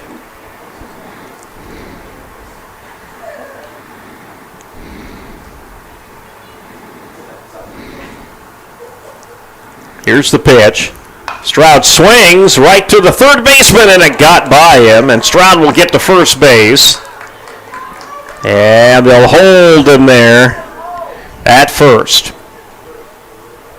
So a solid hit by Elijah. He bounces it off the third baseman. Runner on first base, batting for the Scoopers. Be number 32, Jace. That's tough to give a third baseman an error on that. That's that was just a rocket. Well, and then they have to make that long throw too. So a lot of times you'll see that go down as a single. And then Stroud's over there dancing on the pitcher. He sure is. He's trying to get in Giersberg's head, and there's the throw, and it's over the head of his first baseman. And Stroud will get to second base. And that's exactly why you do that.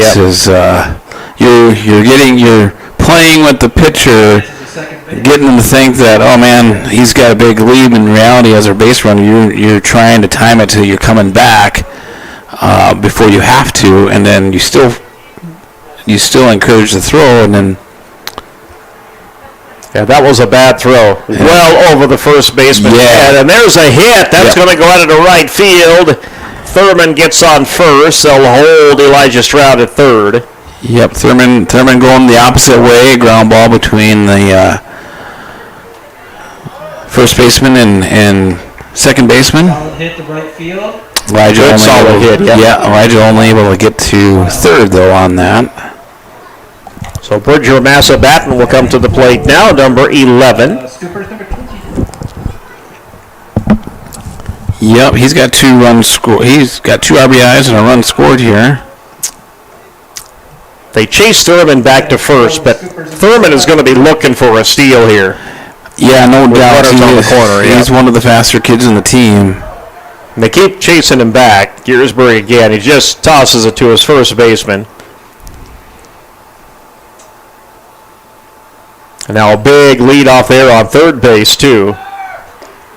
And there goes Thurman, and he'll get to second. Yeah, without a throw. Yep. So. Taking second base on indifference. Runners are on second and third. Counts 1 ball, no strikes.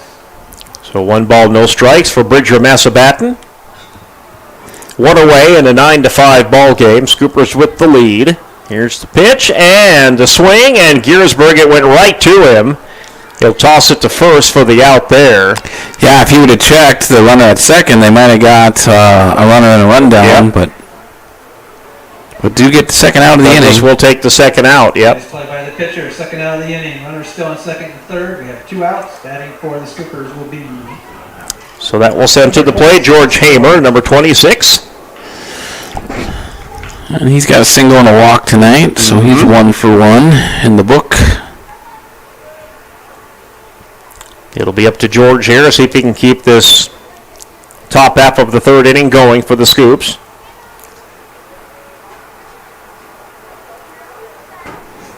Here's the pitch, and that one down low and outside for ball 1.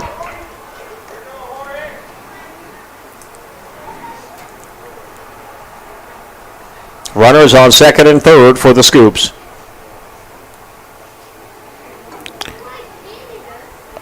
We're talking about Jace's base stealing. He's got 6 stolen bases, been caught once. Big swing and a miss there for Hamer, though, on the strike 1.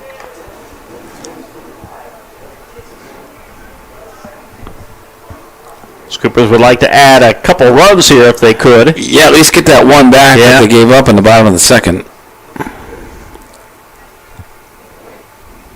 Here's the pitch by Giersberg.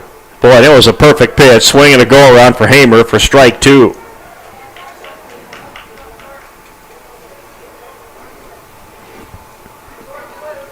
So 1 ball, 2 strikes.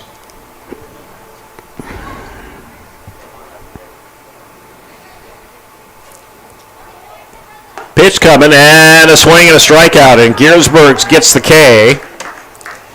And Sturgis gets no runs here on the top of the third, so it stays a 9-5 ball game, and will return to Mckeague Field in Rapid City in 60 seconds. Agriculture is like no other business, which makes Farm Credit Services of America like no other lender. Owned by the farmers and ranchers we serve, our customers have a voice in how we work, a stake in what we do, and share in our success. Discover a lender that works for you at Farm Credit Services of America. Advertising can be a struggle. Where to spend your money? Are you reaching the right audience? If you are looking for an effective method that reaches a large fan base at once, then here's your ticket with Live Ticket TV. With over 90 schools in the state of South Dakota, we can help you advertise locally with just your home team or reach the region and state. Plus, a portion of all sales go directly back to the school. Get a hold of Dylan Kessler today and let's get started in building your brand with Live Ticket TV.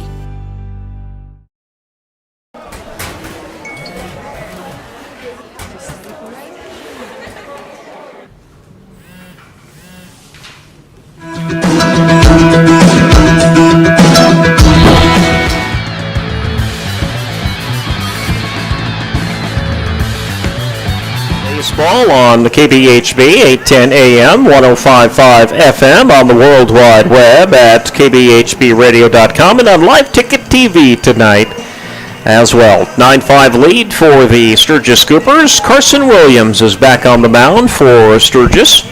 And he traditionally takes about an inning to kind of settle in, too. So, yeah, he gave up a couple walks last inning, but thanks to a pickoff move from George to Jaron over at third, got him out of that bases loaded jam. Looks like our leadoff batter here is number 9 for the Douglas Patriots. Aiden Kennedy will come to the plate. Couldn't help but notice that the base umpire put on the traditional sport coat. Yes, he did. It's number 9, Aiden Kennedy. Not exactly sure why. Maybe it's just a fashion statement. Well, maybe it was just getting a little chilly. Good pitch there by Williams, strike 1. Get something on the arms.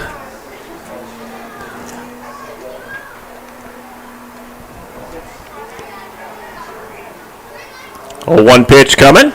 And that is in there. Strike 2. A great pitch by Williams.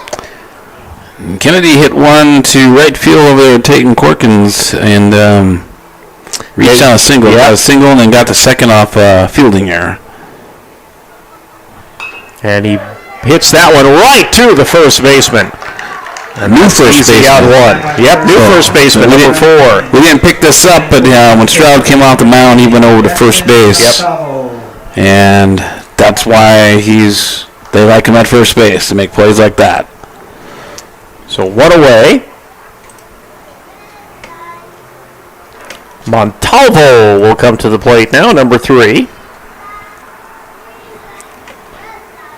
And Montalvo swings on that one and right into the catcher's mitt for strike 1. And the count will go 0-1.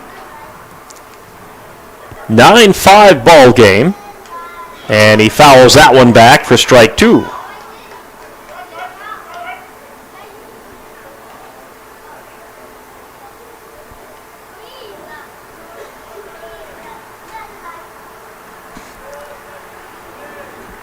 See if Williams can get the strikeout here on Montalvo. Ooh, that one went over his head. Yeah, tried to throw his curveball and definitely did not have the grip on that one. No. But usually takes him about 3 or 4 attempts for him to kind of get that where he wants it. 1 ball, 2 strikes. Oh, he thought about swinging, but it don't matter. He struck him out. Yep. And that's 2 away. Second out of the inning. Now brings up for the Patriots, number 11, Colton Elliott. All right, Elliott is to the plate now for Douglas. Left-handed hitter for Douglas. And he struck out his first at-bat. He has that pencil, number 2 pencil bat. Mm-hmm.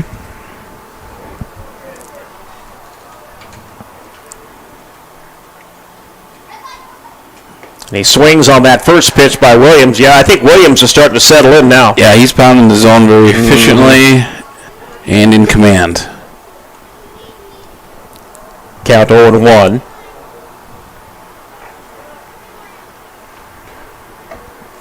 Williams preps his second pitch. Oh, got him swinging late on that one again. Strike 2. And Williams hoping to make quick work of the Patriots here in the bottom of the 3rd inning.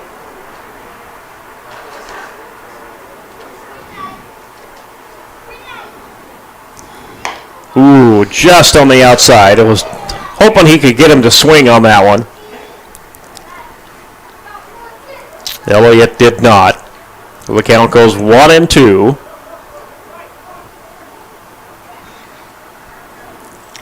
One-two pitch coming, and that one is down low for ball 2, and it'll be an even count.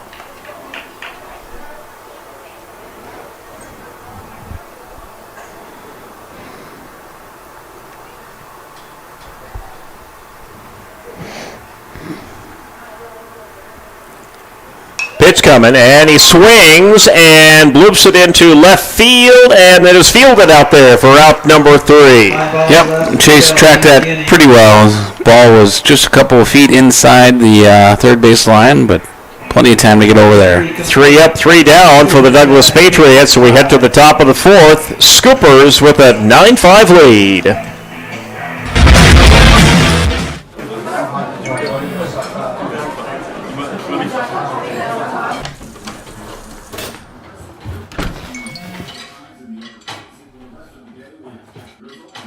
When the world feels big, a small note can mean everything. Find mental health support at sdbehavioralhealth.gov. Sturgis Strikers is your hometown bowling alley that is locally owned and operated. Come on down and bowl a game, join a league, or have a birthday party. Don't forget Friday and Saturdays are Blacklight Bowling Nights. Conveniently located off 1st and LaSalle Street, stop in and grab your morning coffee from 5-8 Espresso. Not a coffee person? No problem. Grab a tea or smoothie. And if you're going to grab a drink, why not grab a Daylight donut or 2? All located inside Sturgis Strikers off 1st and LaSalle. Grocery Mart.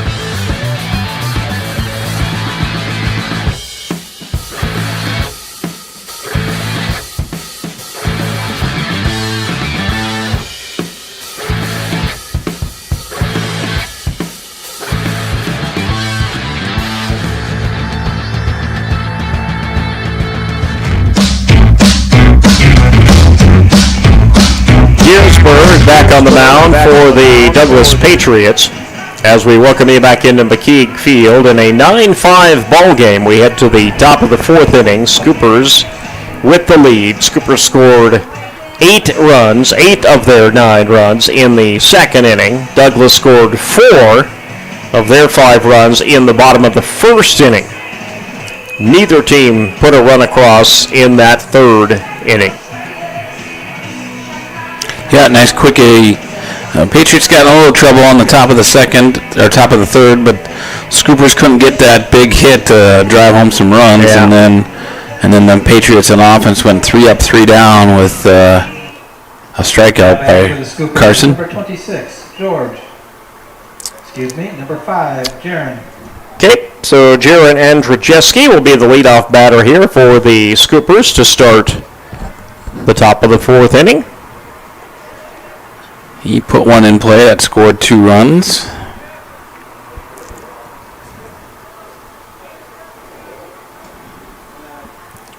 All right, Jaron will step up to the plate here, and he'll go to bat. Right-handed hitter for the Scoopers. First pitch by Giersberg on the way, and that's a passed ball for ball one.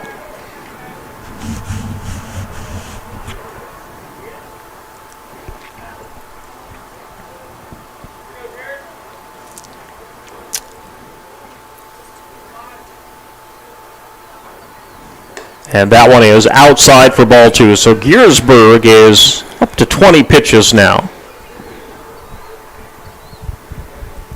2 balls, no strikes.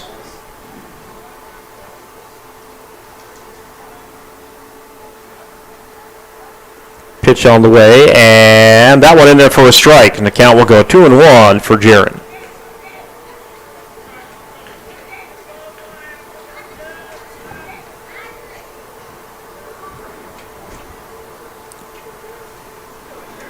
Andrzejewski will swing on this one, and it's a hopper to the second baseman who throws to first, and they turn the out there. 1 up, 1 down. Nice play by the second baseman. So Jaron Andrzejewski gets thrown out at first on the hopper. Now batting for the Scoopers to be number 10, Carson. And Carson Williams will come to the plate now for the Scoopers.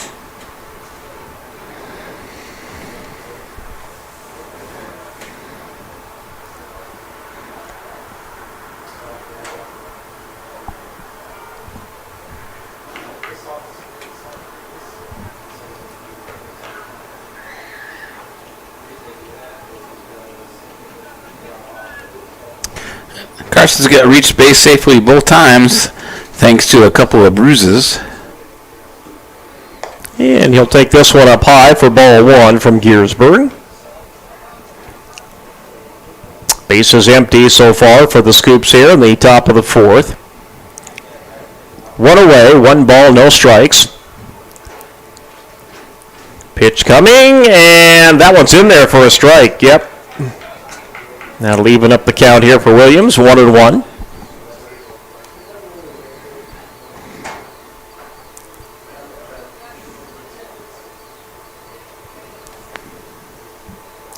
Pitch coming, and that one outside for ball two.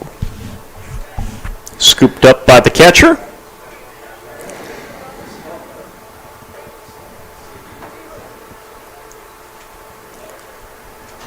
A 9-5 game for the Scoops. They lead by 4 runs here in the top of the fourth. Williams will take this one outside too. And Giersberg down in the count. 3 balls, 1 strike.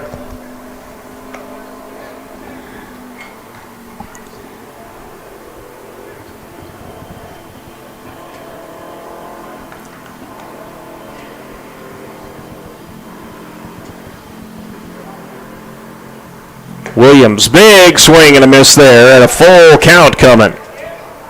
Is this time for one of those payoff pitches, Gary? Yep, payoff pitch brought to you by Tim Potts Photography. He's here tonight. Did you see him? He was here, yep.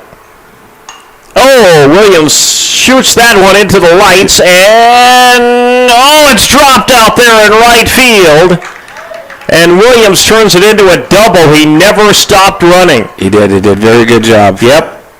A lot of times, I popped it up. Oh, shoot. And then he start get about 20 feet from first and practically stop. And then all of a sudden, you got to get those wheels going again.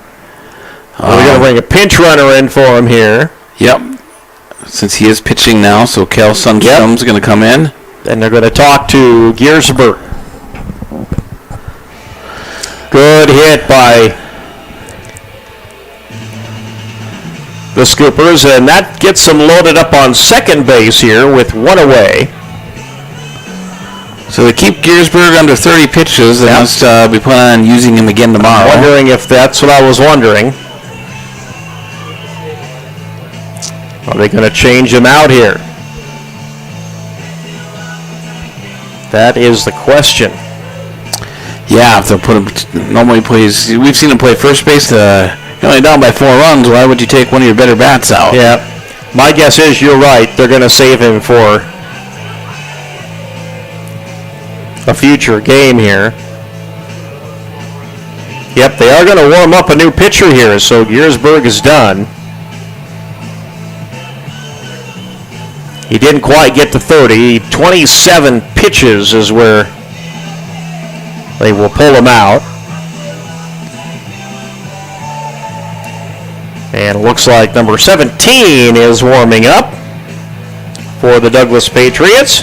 And that is Rigan Kasuski is who we have on the roster. So Kasuski will take over the pitching duties. He'll be our third pitcher tonight for the Douglas Patriots.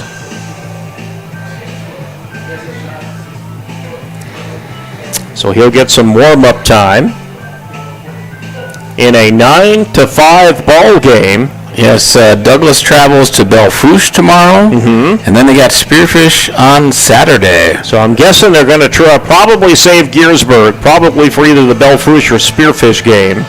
Well, with staying under 30 means he can pitch tomorrow. Yep. But if they weren't planning on using him till Saturday, they could go up to 45. So, and probably not a bad idea. You could see it seemed like he's not starting to lose a little bit of control. You know. All right, so Kasuski is going to give it a whirl here for the Douglas Patriots in the top of the fourth. There's one away. Scoopers lead 9-5 here. The Scoopers will be number 1, Tate. So Tate Johnson is going to bat now for the Scoops, number 1. So they do actually remove Gearsburg from the lineup. Yep. So he won't even be in the outfield here, it don't look like. Ooh, and this one is up high and inside for ball 1. They'll throw it to third, and the stolen base is there.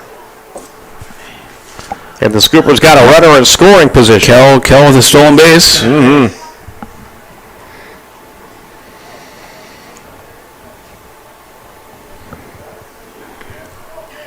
So he's 90 feet away for Tate Johnson.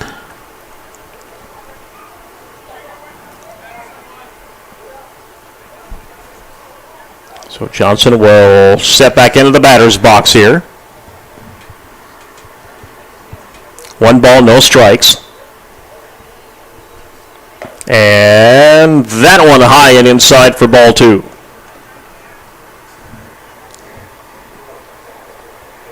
The count goes 2-0 for Johnston.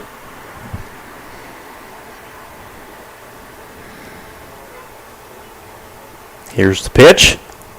And that looked good from up here, but it must have been a little up high and inside for ball 3.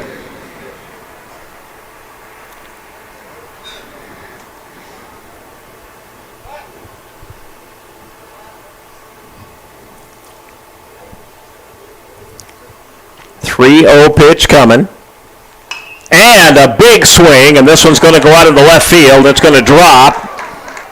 Kell comes home. Tate will make this a double. Double to left center field, right. And it's 10-5 in favor of the Scoops. Good piece of hitting by Tate. He's hunting the pitch, got it, and he didn't miss it.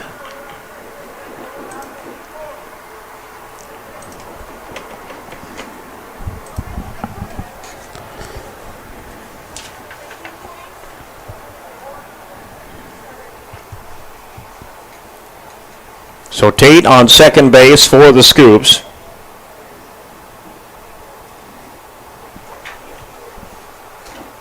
Tate and Corkins to the plate now in a 10-5 game. Corkins swings on that one for strike 1.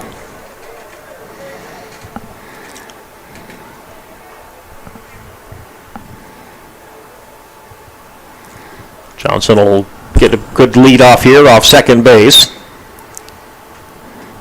Corkins swings, and that's a hopper to the shortstop. Throw to first is in time. They'll turn out number 2. That moves the runner over to third. Yep. Nice pitch and catch by the shortstop and first base. Second out of the inning. Runner advances to third base. And we'll be back to the top of the batting order now for the Scoops. The Scoopers should be number 28. Top of the order, Brody. Brody Royer will come to the plate now. Right-handed hitter for the Scoops.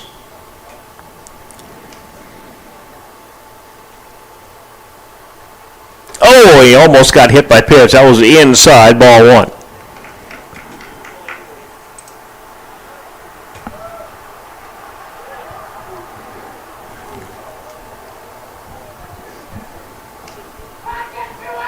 1 ball, no strikes. Here's the pitch by Kosuski, and this one is up high, ball 2.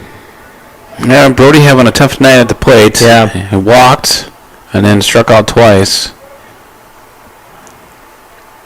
See if they can get him on base here. Yep.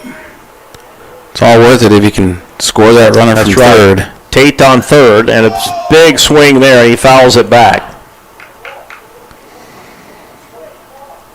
Yeah, he's right on time on that one, yep. But just missed barreling it up.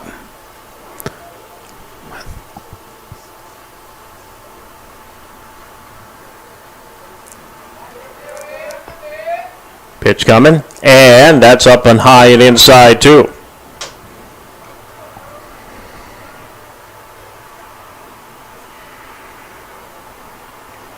Two and 1 goes the count.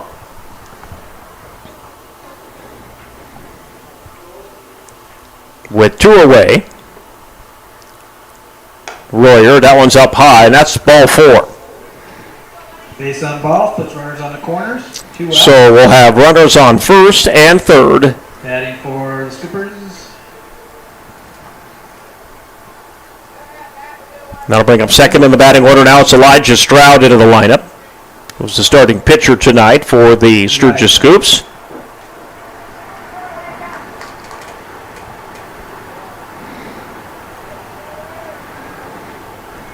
Yeah, he reached on a single.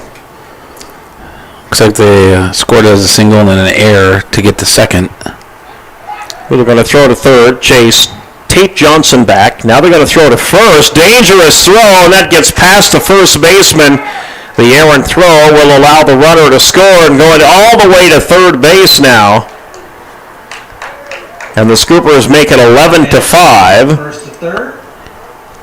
Late in the run. Heads up base running by Brody. Yep, Tate Johnson comes home. Brody on third, Stroud at the plate.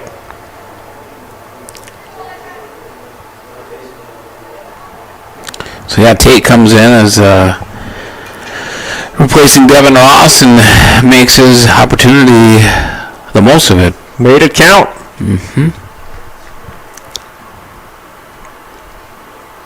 That pitch is in there for a strike.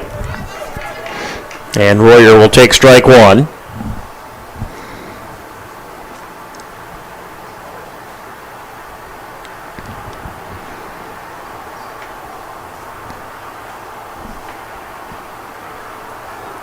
One pitch coming, and that one is down low for ball 1. Even count, 1-1. So coming into this game, Stroud is batting .350, on base percentage about .450. So on base plus slugging .850. That's probably the highest on the team. Pretty good. And he's got 2 doubles. And he just sends this one out of the left field, and he brings home another run. Yeah, no chance for the infield on that one. Nope. Brody makes it 12-5, Scoopers. Guy single to left field. Batting for the Scoopers will be number 32, Chase. So on to the plate now. We'll have number 32 for the Scoopers. Mr. Thurman. Yep. 12-5 in the top of the 4th. Jace will take that one up high for ball 1. Yeah, he's 2 for 2 tonight with 2 singles and a walk. Stroud returns to first.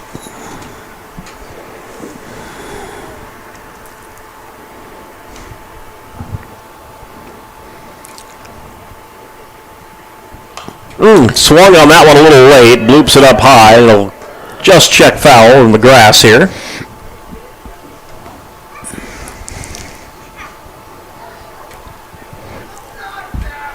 So even count, 1 ball, 1 strike.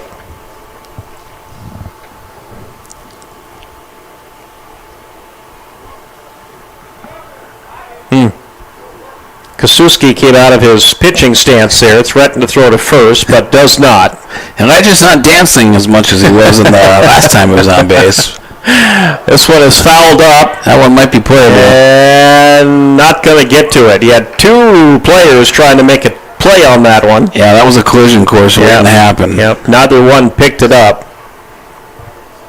It'll be a foul ball. It was kind of in front of the Scooper dugout there. Count will go 1 and 2 for Thurman. 1 ball, 2 strikes. 12-5 lead for the Scoops.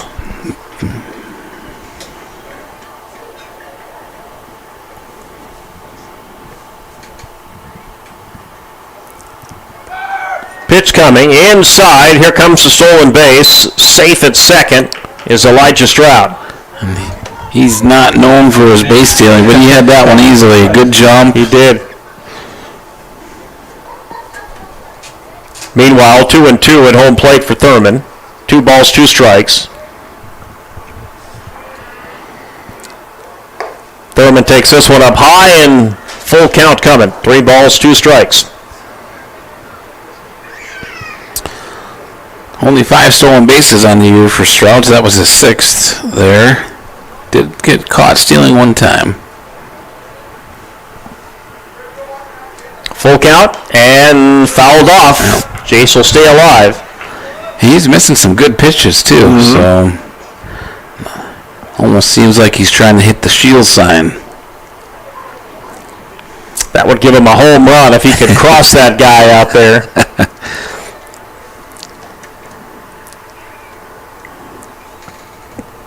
3-2 full count, swings, and bloop foul again. Still hanging in there.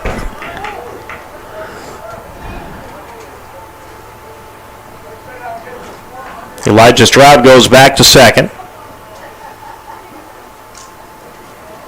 Now he'll dance off a little bit here.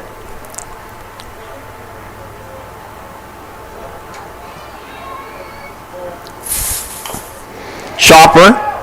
And that might get him to first base. It will. Yep. Well, he'll take that. He sat on the curveball, and he didn't barrel it up, but he chopped it. Nobody could make a play on that guy. Nobody was there, yep. Yeah, just that died about halfway down the third base line. So the Scoopers have runners on first and third now. Now Bridger Massa Batten comes to the plate.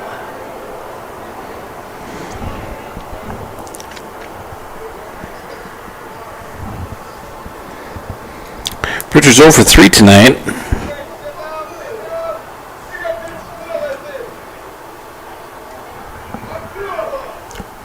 See if he can turn this around here at this at bat. He'll face Kasuski. With runners on first and second, there goes the runner, and that's going to get into left field, and it's going to bring home a run, and it's 13-5 Scoopers. Elijah Stroud comes home, and Bridger Massa Batten finally gets the hit he's been looking for here tonight.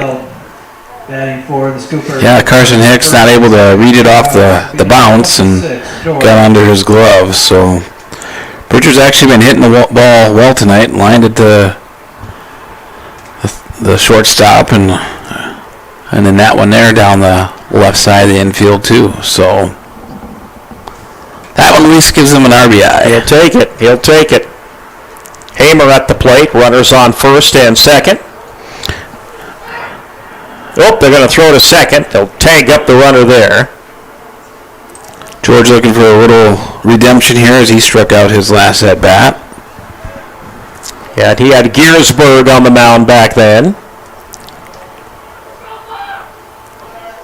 And he'll take ball 1 there. Here comes the stolen base. That ball almost hit. So Jace was going. Yep, he got there though. Jace was going and Bridger was watching. So now we have first and third. So now you got runners on the corners. Yeah. Can't imagine Coach Rodriguez is going to keep Bridger there very long though. Nope. 1 ball, no strikes for Hamer. 2 away. Hamer got hit by pitch, so off to first base he goes, and the bases are loaded. Bridger Massa Batten did notice that. There you go. Yeah, he thought it was a foul, but yep. He got George right on the hip. Yep. So George will come back since he's catcher, and they'll bring a pinch runner in. Jared Andrzejewski will be at the plate next for the Scoopers. He started off this inning and grounded out to the second baseman. Kel Sundstrom will come out and pinch run for Hamer on first base.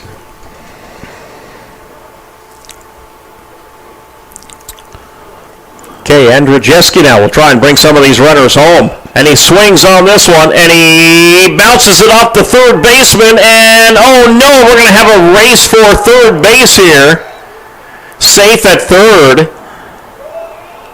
And an injured runner, the third baseman, practically jumped on top of our runner. Say, Gary, did we come to a baseball game and either a football game or a hockey game broke out? I'm not sure which. Yeah. Bridger Massabatten just got taken out there at third base. Wow. Hicks came on him from the top rope, gave him the people's elbow. Massabatten okay. He is safe at third. So they did call him safe. Interesting. Got bases loaded, first, second, third, 2 outs. So the runners keep the bases loaded up here. It's 14-5, so that will go down as a single. Yeah, fielder's choice. Yep. And now Carson Williams will come to the plate. Scoopers one run away from putting the 10-run rule in effect for the 5th inning. Massabatten is halfway home. Now he'll retreat to third.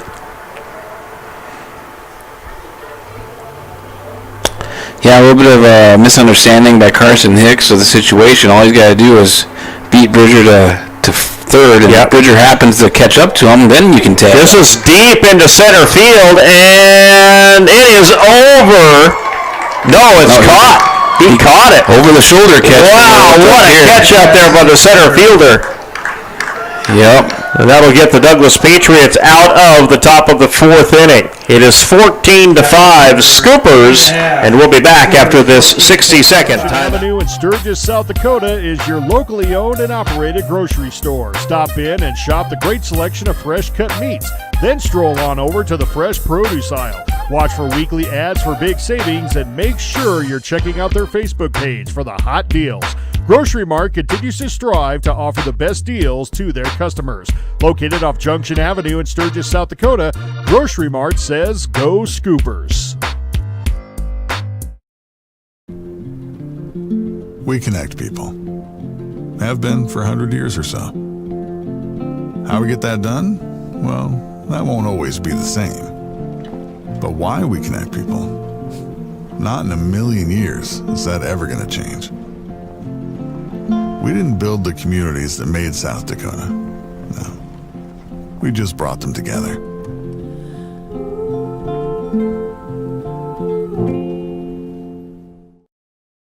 Out here, you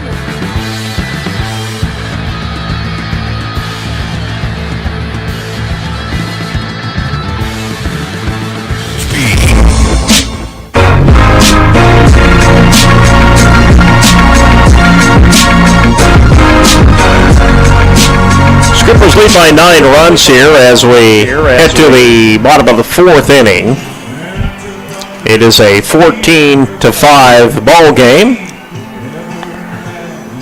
And those sunglasses, we can see the lights reflecting off them, and that's what the umpires have been telling the players about here tonight. We've had a Douglas player had to take theirs back to the dugout. And he's out there talking to another Scooper player here about those sunglasses that reflect off the lights.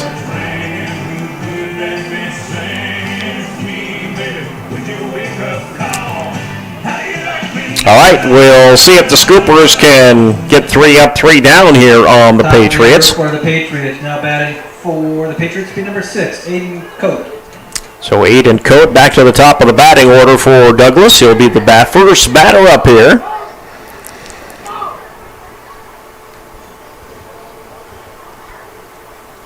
And Carson went 3 up, 3 down last inning, but kind of sat in the dugout for a while the Scoopers added 5 more runs. chase that pitch from Williams, and he bloops it out there into right field in foul territory, so that'll go a strike down to strike one.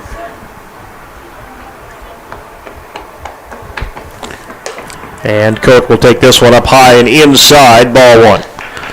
And Cote is 1 for 1. A hit by pitch his last at bat.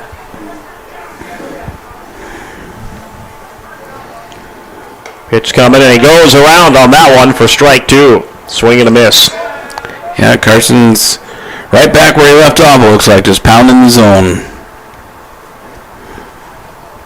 1 ball, 2 strikes.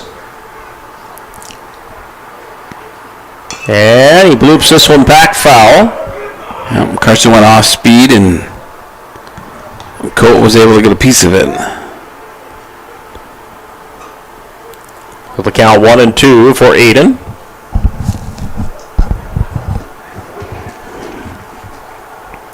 And he swings. Ooh, he fouls that one. That one's solid, but that one way foul.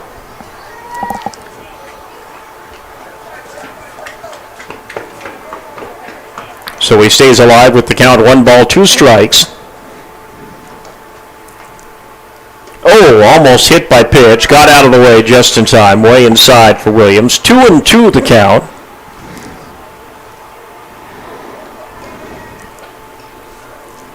Nobody out, and a 14-5 lead for the Scoops in the bottom of the 4th inning. And got Cote chasing that one. They'll throw it to first for the out. Drop third strike. Yeah, the bottom fell out of that. And George kept it in front of him and threw it down to Stroud for the 2-3 strikeout. Number 10, Stephen Riley. So that will bring Riley to the plate now for Douglas. And he is 0 for 2, but reached both times. Actually scored a run both times. So he's responsible for 2 of those 5 runs. 2 of the 5, yeah. Douglas, he came home. Looking to lay down the bunt, and he fouled it off. Jaron charging pretty hard, so. Interesting call there. Going small ball here. We count 0-1. Let's see if Riley tries it again. No, this one is foul, or a ball, excuse me. That one bounces off the dirt. 1 ball, 1 strike.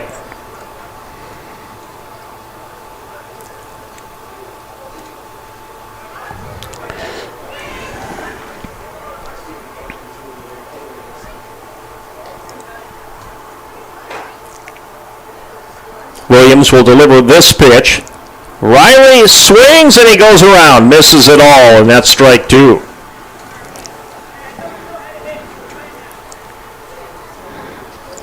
Count 1-2. What a way here. Bottom of the 4th inning.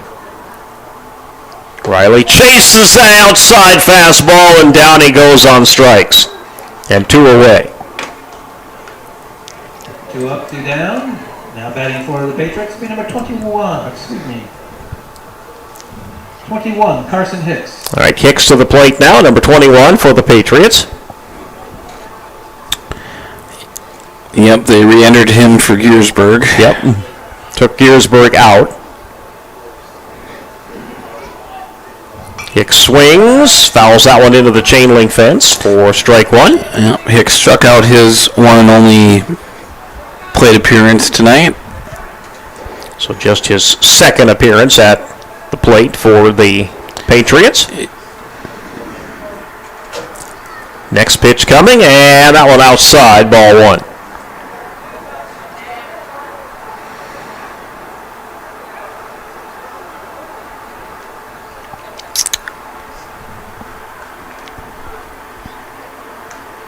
So 1 ball, 1 strike for Hicks, 2 away.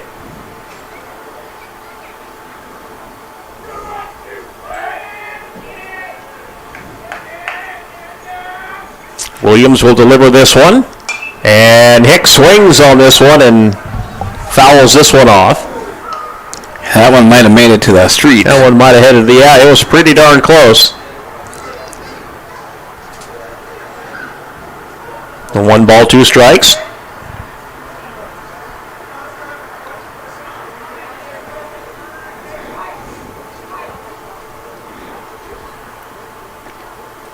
pitch coming from Williams. Hicks, ooh, that one's way outside, though. That one got away from him a little bit.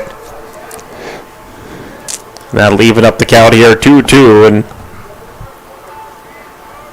umpire's got to reload on baseballs here. We've had quite a few go back foul here.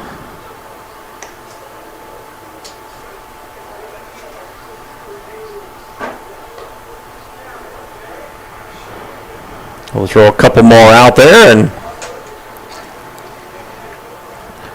Hicks will await the 2-ball, 2-strike pitch coming his way. Ethan Cermak had a whole handful of those white pearls. Must have been over there practicing his juggling. Yeah. Oh, just getting a piece of it. Hicks will stay alive in the count. 2 balls, 2 strikes.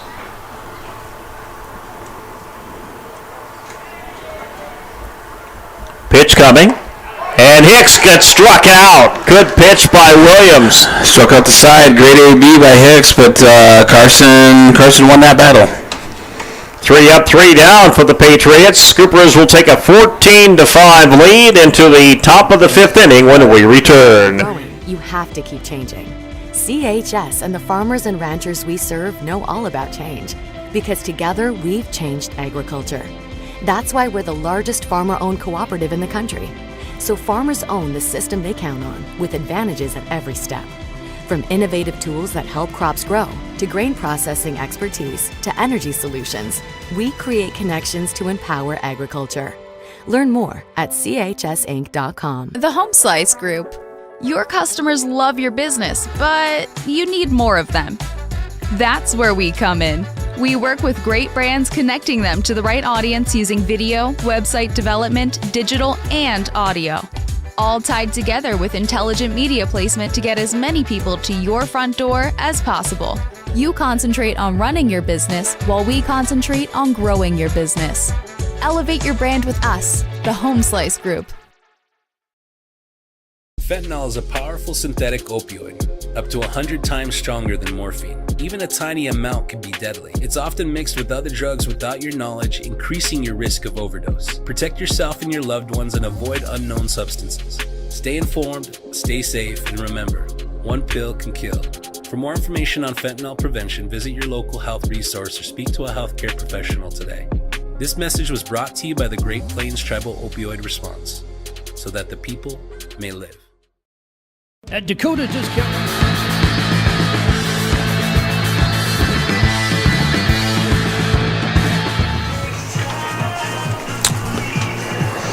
Yep, Tate's second at bat coming up here. His first one was a sharp line drive into the left center gap for a double.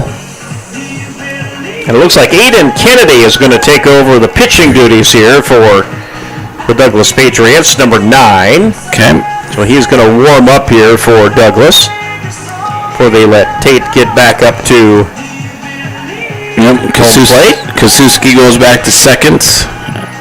So I think that was just a straight switch there. So Kasuski, he comes in for Gearsburg. And Scoopers are going to bring up to bat 8-9-1 hitters. They're one run away from implementing that 10-run mercy rule after 5. Yep, if they can get the run in here in this top half of the 5th inning, they'll force Douglas to have to put some runs on the board in the bottom of the 5th.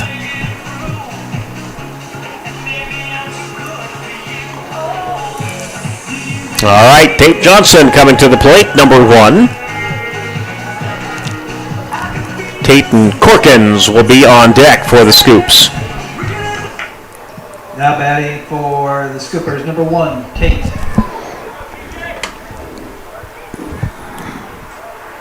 All right, we're going to see what Kennedy can do for the Douglas Patriots on the pitcher's mound here.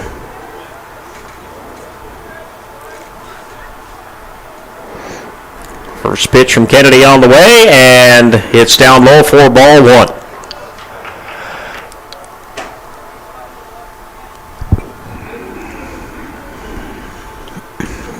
Nice night here in Rapid City. Lights are on at Mckeague Field, and the wind's kind of died down tonight, too. And that one is down low and outside, ball 2, and Tate is ahead in the count. Yeah, I heard, Gary, they're talking potential record time or beating highs this 90 weekend. on Sunday, yep. That's summertime. Tate, high up in the night air. That's going to drop foul.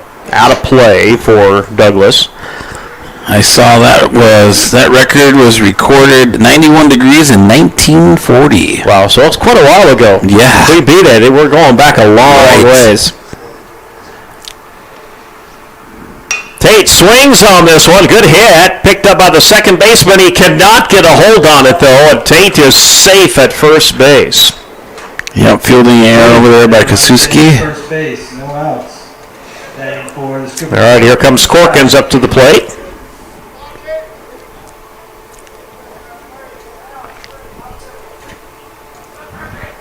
So Tate gets on base on first. He represents that 10-run. In a 14-5 lead for the Scoops.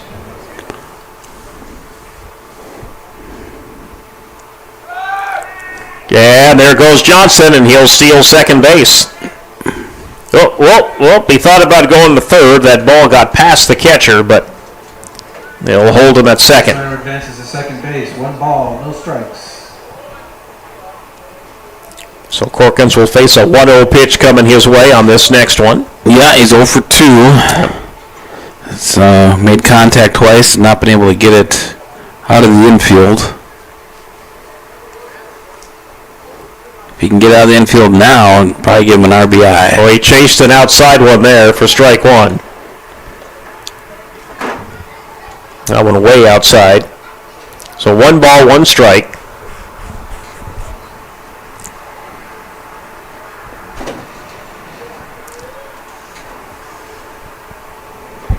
Ooh, he did get a piece of that one. He fouls it off, though. Did he foul it off? I think he fouled it off. I think they're going to make Tate go back. Let's see. Nope, that's just a pass ball. Yep, he did not. So swing and a miss, went off the catcher. Yep, must have went off the catcher. Yep, because they're going to allow Tate to stay at third. Excuse me. Yep. So the count is 1-2 for Corkins. Tate is allowed to stay at third. Here's the pitch. And Corkins bloops this up, and it's caught by the pitcher for out number 1. Tate with good eyes on that one. He hung there just in case that one got caught, and it did. So that's out number 1. Top of the order for the Sturgis Scoopers, number 28, Brody. All right, now we're back to the top of the batting order. Brody Royer comes to the plate. Royer looking for his... not just his first hit, but his first ball in play. This one up high for ball 1. He's either walked or struck out tonight. And there's a nice big gap in that 5-hole. See if he can get it out there. 1 ball, no strikes for Royer, and he will not swing on this one. It was way outside, ball 2. That almost got past the catcher. And if it had, Tate Johnson would have come home. Yeah, both gaps are wide open if you can drive one to the outfield. And Royer swings, and that one goes into the dugout for, actually that's the bullpen for strike 1. 2 balls, 1 strike for Royer.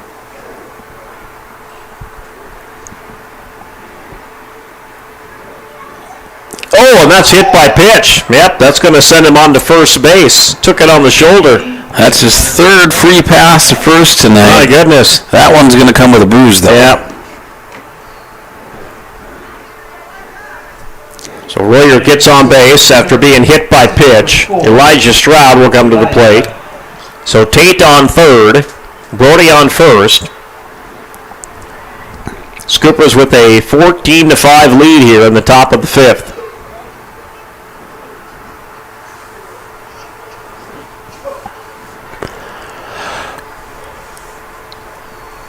All right, Stroud will jump into the batter's box here. Oh, he'll step out. All right, now he's back in. Stroud 2 for 2 in this game. And he'll face Kennedy on this one. And there goes the runner, and Brody gets to second base cleanly. Yeah, without a throw. Yep. Advance to second base. Runners on second. Runners on second and third for the Scoops. Trying to get Tate home here, one away in the top of the fifth. Pitch coming for Brody. Brody takes this one in there for a strike. Yeah, just clipped the outside corner. 1-1.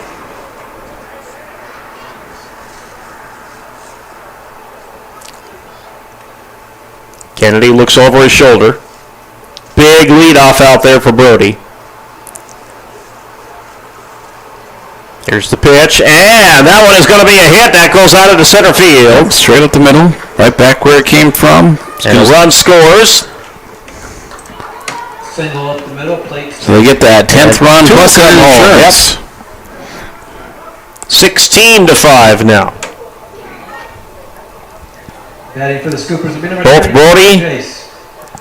and Johnston come home. Yeah, that's Stroud's third single of the game.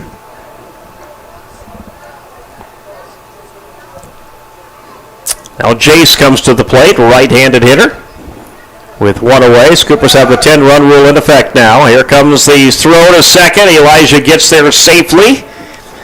And Stroud with a successful stolen base. Second of the evening.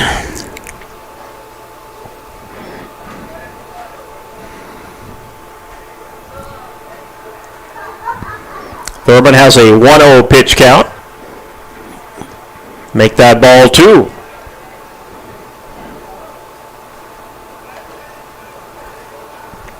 And Jace has got on base every time tonight, so he's 3 for 3 with a walk. Scored twice. Pitch coming. And swing, and that is deep, and that's into the gap. And that's going to drop between the center fielder and the right fielder.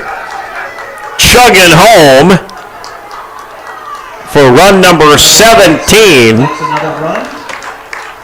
Yeah, it was pretty aggressive base running by Jace. It was, and Stroud just zips around the bases. I thought And they did got a double out of it. Yeah, they did have a play at second, but the relay was not in time. That's a double RBI. Yep. 17-5 in favor of the Scoops now. Putting some insurance runs on here in the top of the fifth with one away. Bridger Massa-Batten bloops a little single down there. I think that's a fair ball. It is. And coming home for run number 18 is number 32, Thurman. And Bridger Massa-Batten with a double. Another aggressive double. It was a close play there, but getting in underneath the tags, and Jace seemed to be a little indecisive as he was rounding the third. And all of a sudden, he's like, "Oh, I better hit the Jets." And he did. I don't know if he kind of thought, "Oh, maybe this was foul," or mixed up the communication from Harris. And it could have gone foul, but it stayed right on that white chalk. So Hamer to the plate. Bridger Massa-Batten at second. Hamer will take ball 1. He's 1 for 2 with a strikeout, a walk, and a hit by pitch. Hit by pitch was his last at-bat, right on the hip. Hamer almost got hit by that pitch. He could have turned into that one for sure. Inside for a ball. But he's thinking RBI here. He's seen that big gap there on left center. And 18-5, Scoops. And that's ball 3. There goes Bridger Massa-Batten. Oh, the ball gets knocked down, and Massa-Batten is going to be safe at third. Bridger is having a heck of a night there at third base. That's almost got taken out there. Had the third baseman caught the ball, they probably would have had him in a pickle, but he dropped the baseball. So Bridger Massa-Batten is safe at third. Hamer is ahead in the count at home plate, 3-0. And Hamer takes strike one there.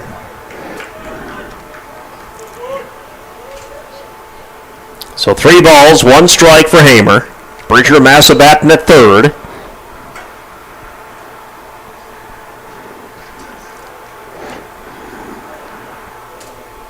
Here's the pitch, and boy, that was a rocket right up into center field, and it gets past the center fielder.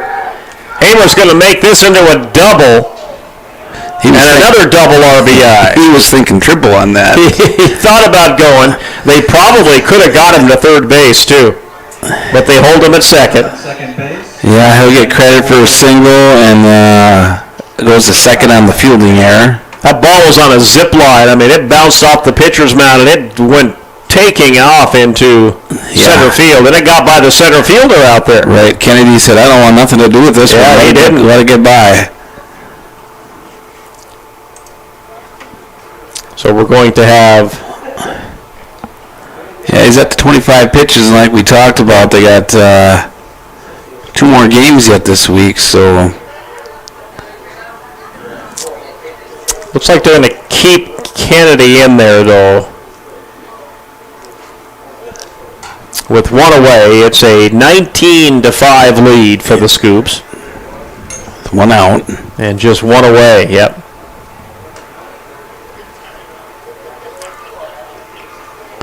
Yeah, I'm pretty sure Kennedy will probably stay in here. Let's see. Are both umpires out there? No, the other one went to the dugout. Yep. Probably grabbed. Yep.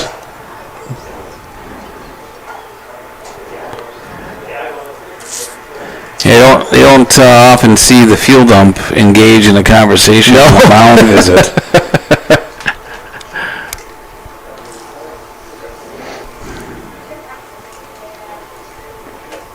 All right, so the Scoopers.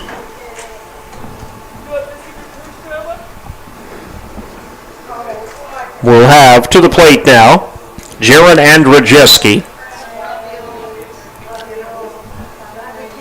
1 away here in the top of the 5th. Scoopers will have the 10-run rule in effect for the bottom of the 5th inning. Yeah, Jaron in there for a strike. Jaron credited with 2 singles tonight, so he's 2 for 3 and a walk.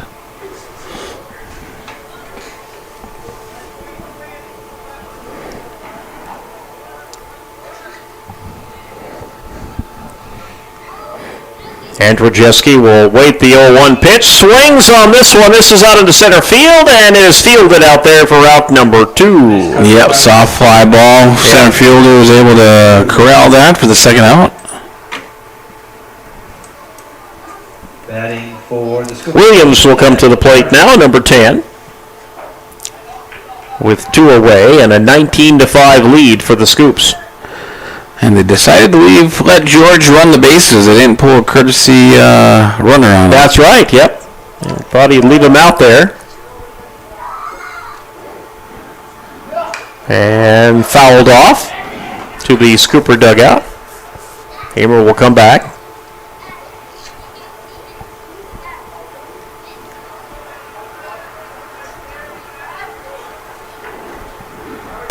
Yeah, in a game like this, it wouldn't be a bad idea to put in one of your... Go into the depth chart for your catchers. You don't want some kind of freak play to take off your best catcher on a game that's all but over. Hamer returns to second. They were threatening to throw back there, but... Yeah, nobody was home. Nobody was there, yep. Not on the same page. Williams getting ready to gear up here. Steps back into the batter's box, and here comes the pitch. Swings on this one, and that one knocked down by the first baseman. They're not going to get it there, though, and he's safe. Yep. And another run scores as Hamer comes home. Yeah, that's some great hustle play by Carson, and earned him an RBI. Nice stab by the first. Now it's 20-5, Scoopers. Single, scores a run. Pinch runner coming in. Yep, so Kel will come in. Kel Sundstrom will take over on first base. And now Tate Johnson is back up to the plate. Batting for the Scoopers, Yep. big number 1. 15th. He reached on an error his last at bat and then stole second.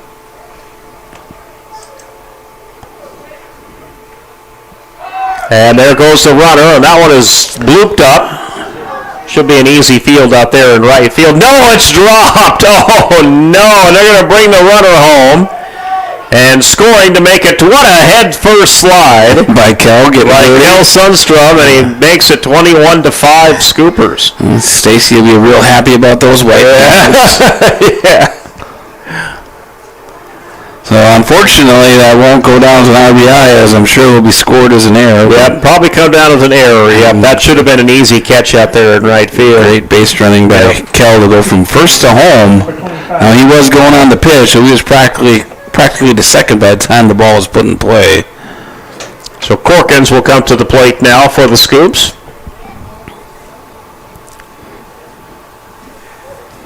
And he swings on this one, and that goes to the shortstop. They'll toss it to second base for out number 3. Yep, flip to second this time. The Patriots are able to handle it and retire the Scoopers here. So we'll go to the bottom of the 5th, and a lot of catching up to do for the Douglas Patriots. Scoopers just need to get 3 quick outs here, and they'll end it. We're back in 60. Our mission is to make your RV experience fun and easy by providing quality recreational vehicles, competitive pricing, and professional sales and service. We're proud to offer the finest names in RVs. Our big inventory of fifth wheels, travel trailers, and toy haulers allow us to save customers thousands of dollars compared to most dealers. Come see us at either of our 2 locations, 3330 East Mall Drive, Rapid City, or 11200 JB Road, exit 48, Somerset. Newell Golf Club, located just minutes outside of town, the friendly hometown golf course. Come play a round of golf in a laid-back atmosphere and enjoy the views that western South Dakota has to offer. Newell Golf Club strives to be a community leader, offering the course to the Newell High School and middle school golf teams free of charge and hosting multiple community golf tournaments throughout the season. First-time members get half off membership fees. Look us up on Facebook. Unbelievable amount of devastation. I've never seen anything like it. We had a beautiful barn that was gone in 20 minutes. Farm Bureau stepped up right away and said, hey, we got you and we'll be there for you. We were taken care of. Now we could get on to repairing and rebuilding. I tell everybody about Farm Bureau. We're fortunate to say we have good coverage with good people doing it. Contact Farm Bureau agent Rocky Newenhouse in Corsica, Platte, Mitchell, and Huron at 605-946-5606. Would you buy your insurance from a cartoon character? What's up, Doc? Cartoons are good for a laugh, but when you're in an accident or you need your home covered and need help, it's no laughing matter. That's why you need a real person, like Lance at Van Z Insurance Associates. It's not just simple insurance either. Lance has you covered with home, life, auto, and business. Van Z Insurance is your place to call. Stop by today or give Lance a call at 605-393-2399. Lucky for us,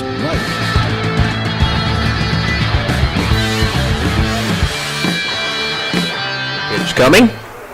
And that one in there for a strike. Strike 1. Good pitch by Williams.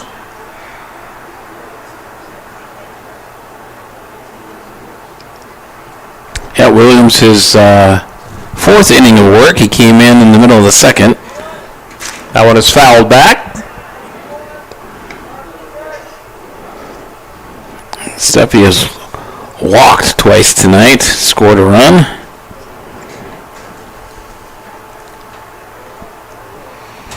Pitch coming, swing, and he'll foul that one off and stay alive with the pitch count 0-2.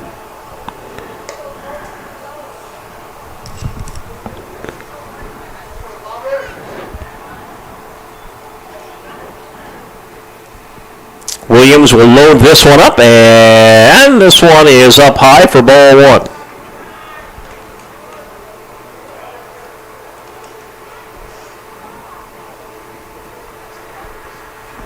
So 1-2 goes the pitch count. And that one inside for ball 2. Seppi moves out of the way on that one.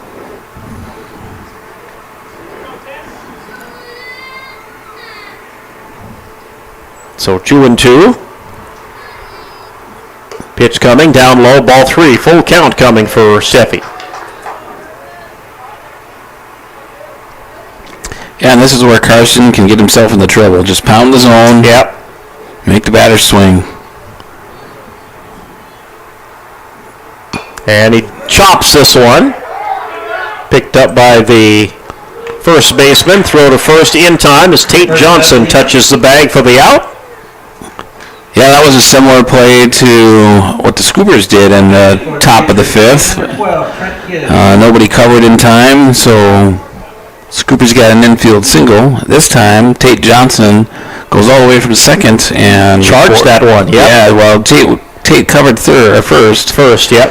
So and Elijah Stroud was in there on the play. Yep. So it's a 3-4 put out at first base instead of a more traditionally a 4-3. So one away.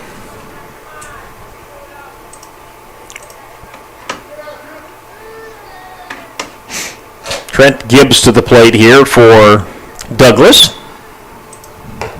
And that one down low and outside. Gibbs has been hit by a pitch and struck out.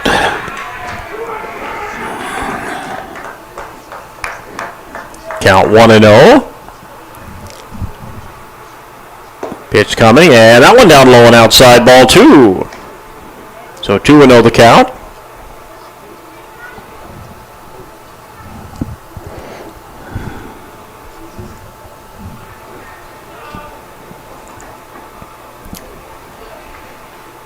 And he walked him. Yep, 4-pitch walk. Yep. One out, base on ball. So Gibbs gets on base. Batting for the Patriots will be number 16, Caleb. Caleb Hauser now will come to the plate. And he's walked both times tonight. So Douglas gets a runner on board here on the walk.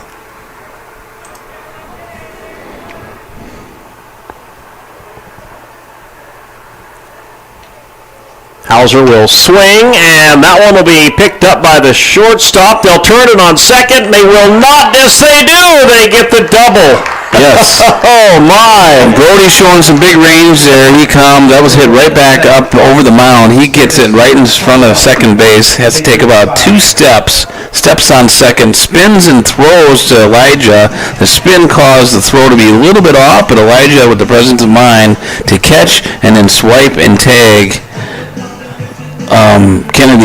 Hauser as he was approaching first base for the 6-3 double play. And the Scoopers win it tonight. 21-5 is the final. We'll take a quick 30-second timeout from Quick Mart Sturgis Subs, and we'll wrap it up for you here from Mckeague Field in Rapid City.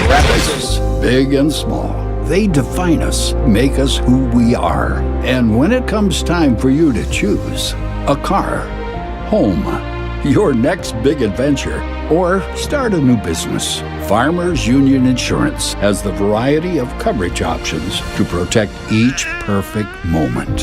Farmers Union Insurance. Contact your local Farmers Union Insurance agent today. When life gets hard and our thoughts get too much to bear, finding the resiliency within us can help us find healing. The 988 Suicide and Crisis Lifeline provides 24/7 free support for anyone in suicidal distress or emotional crisis. All texts and calls are anonymous and connect you to local resources that uphold cultural values and pave the way to healing. Find the strength within you. Find the strength within our culture. Reach out if you need help today. This Mother's Day, show your appreciation with a gift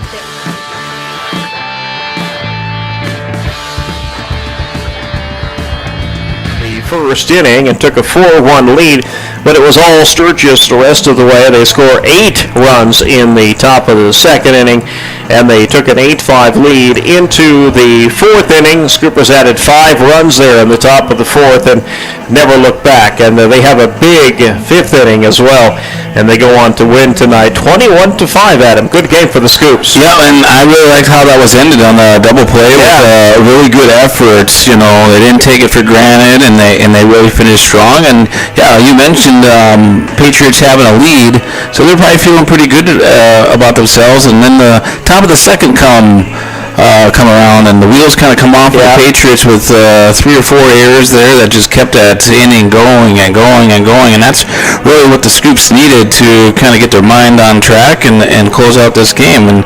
And Stroud is probably won't get credit for the win, as he only went inning and a third. Out of 5 runs, only 1 was earned, and walked 2 and struck out 2. And Carson Williams came in, helped him get out of a jam. Carson with 3 2/3 innings, got 3 walks, no earned runs, and 5 strikeouts. That's what the Scoopers did defensively. Box score has them with 3 errors, and I said those 3 errors all happened in the bottom of the first. So 4 real clean innings after that. Douglas, on the other hand, had 7 errors. Douglas with only 2 hits, 5 runs out those 2 hits. Sturgis 21 runs off of 17 hits, and leading the RBI category is Bridger Batten, who got the start tonight in center field over Carter Williams. I don't know if that was a healthy scratch or what the case was, but yeah, 4 RBIs for him. He went 2 for 5. Jay Thurman went 4 for 4 with 2 RBIs and a walk. Elijah Stroud come in after he was done pitching and went 3 for 3 with 3 RBIs for him. So yeah, that's kind of the highlights of the stats for you there. Got anything else, Gary? Good game for the Scoopers tonight. They will improve to 7-15 on the season, and a big one with Spearfish this coming Sunday. And it's going to be a hot one on Sunday. We could be looking at some 90-degree temperatures, so hydration will be a key for these 2 teams, and they're going to play this game up in Spearfish at Black Hills Energy Field. Yep, at 4 o'clock. 4 o'clock, yeah. I mean, if they win, that can help their standings. If they lose, it could potentially drop them out of, because like we were saying at the top of the program, currently sitting at 16. But, you know, a bunch of other teams are going to be playing tomorrow and Saturday, so that always kind of changes things too. But, yeah, the Scoops got to take care of business on Sunday, and then that should guarantee them a spot in the Sodak 16. See if they can do that on Sunday. All right, we're going to wrap things up here tonight from Mckeague Field. Scoopers get the win 21-5 over the Douglas Patriots. Adam, thanks for joining me tonight. I really appreciate it. Thanks for having me. Hopefully I didn't mess up Terry's headset too bad. You did just fine. All right. Thanks everyone for listening. We'll say goodnight from Mckeague. You've been listening to Sturgis Cooper Baseball on the Big 81. At Grossenberg Implement, they're celebrating moms with 10% off all John Deere merchandise Friday and Saturday, May 9th and 10th. From rugged gloves and handy tools to stylish shirts, they've got the perfect gear for the hardworking mom in your life. But hurry, this special offer won't last long. Head to your local Grossenberg Implement and thank Mom with something she'll truly appreciate. 10% off John Deere gear, just in time for Mother's Day. When you ask for Black Hills Surgical Hospital, you ask for someone who believes in hospitality. You ask for someone who treats everyone like a VIP and believes the absolute best shouldn't cost more and makes you feel comfortable, even when you are vulnerable. You ask for someone who cares about the little things as much as the big things. You ask for someone who treats you like you are loved, because you are. Black Hills Surgical Hospital. Ask for us by name.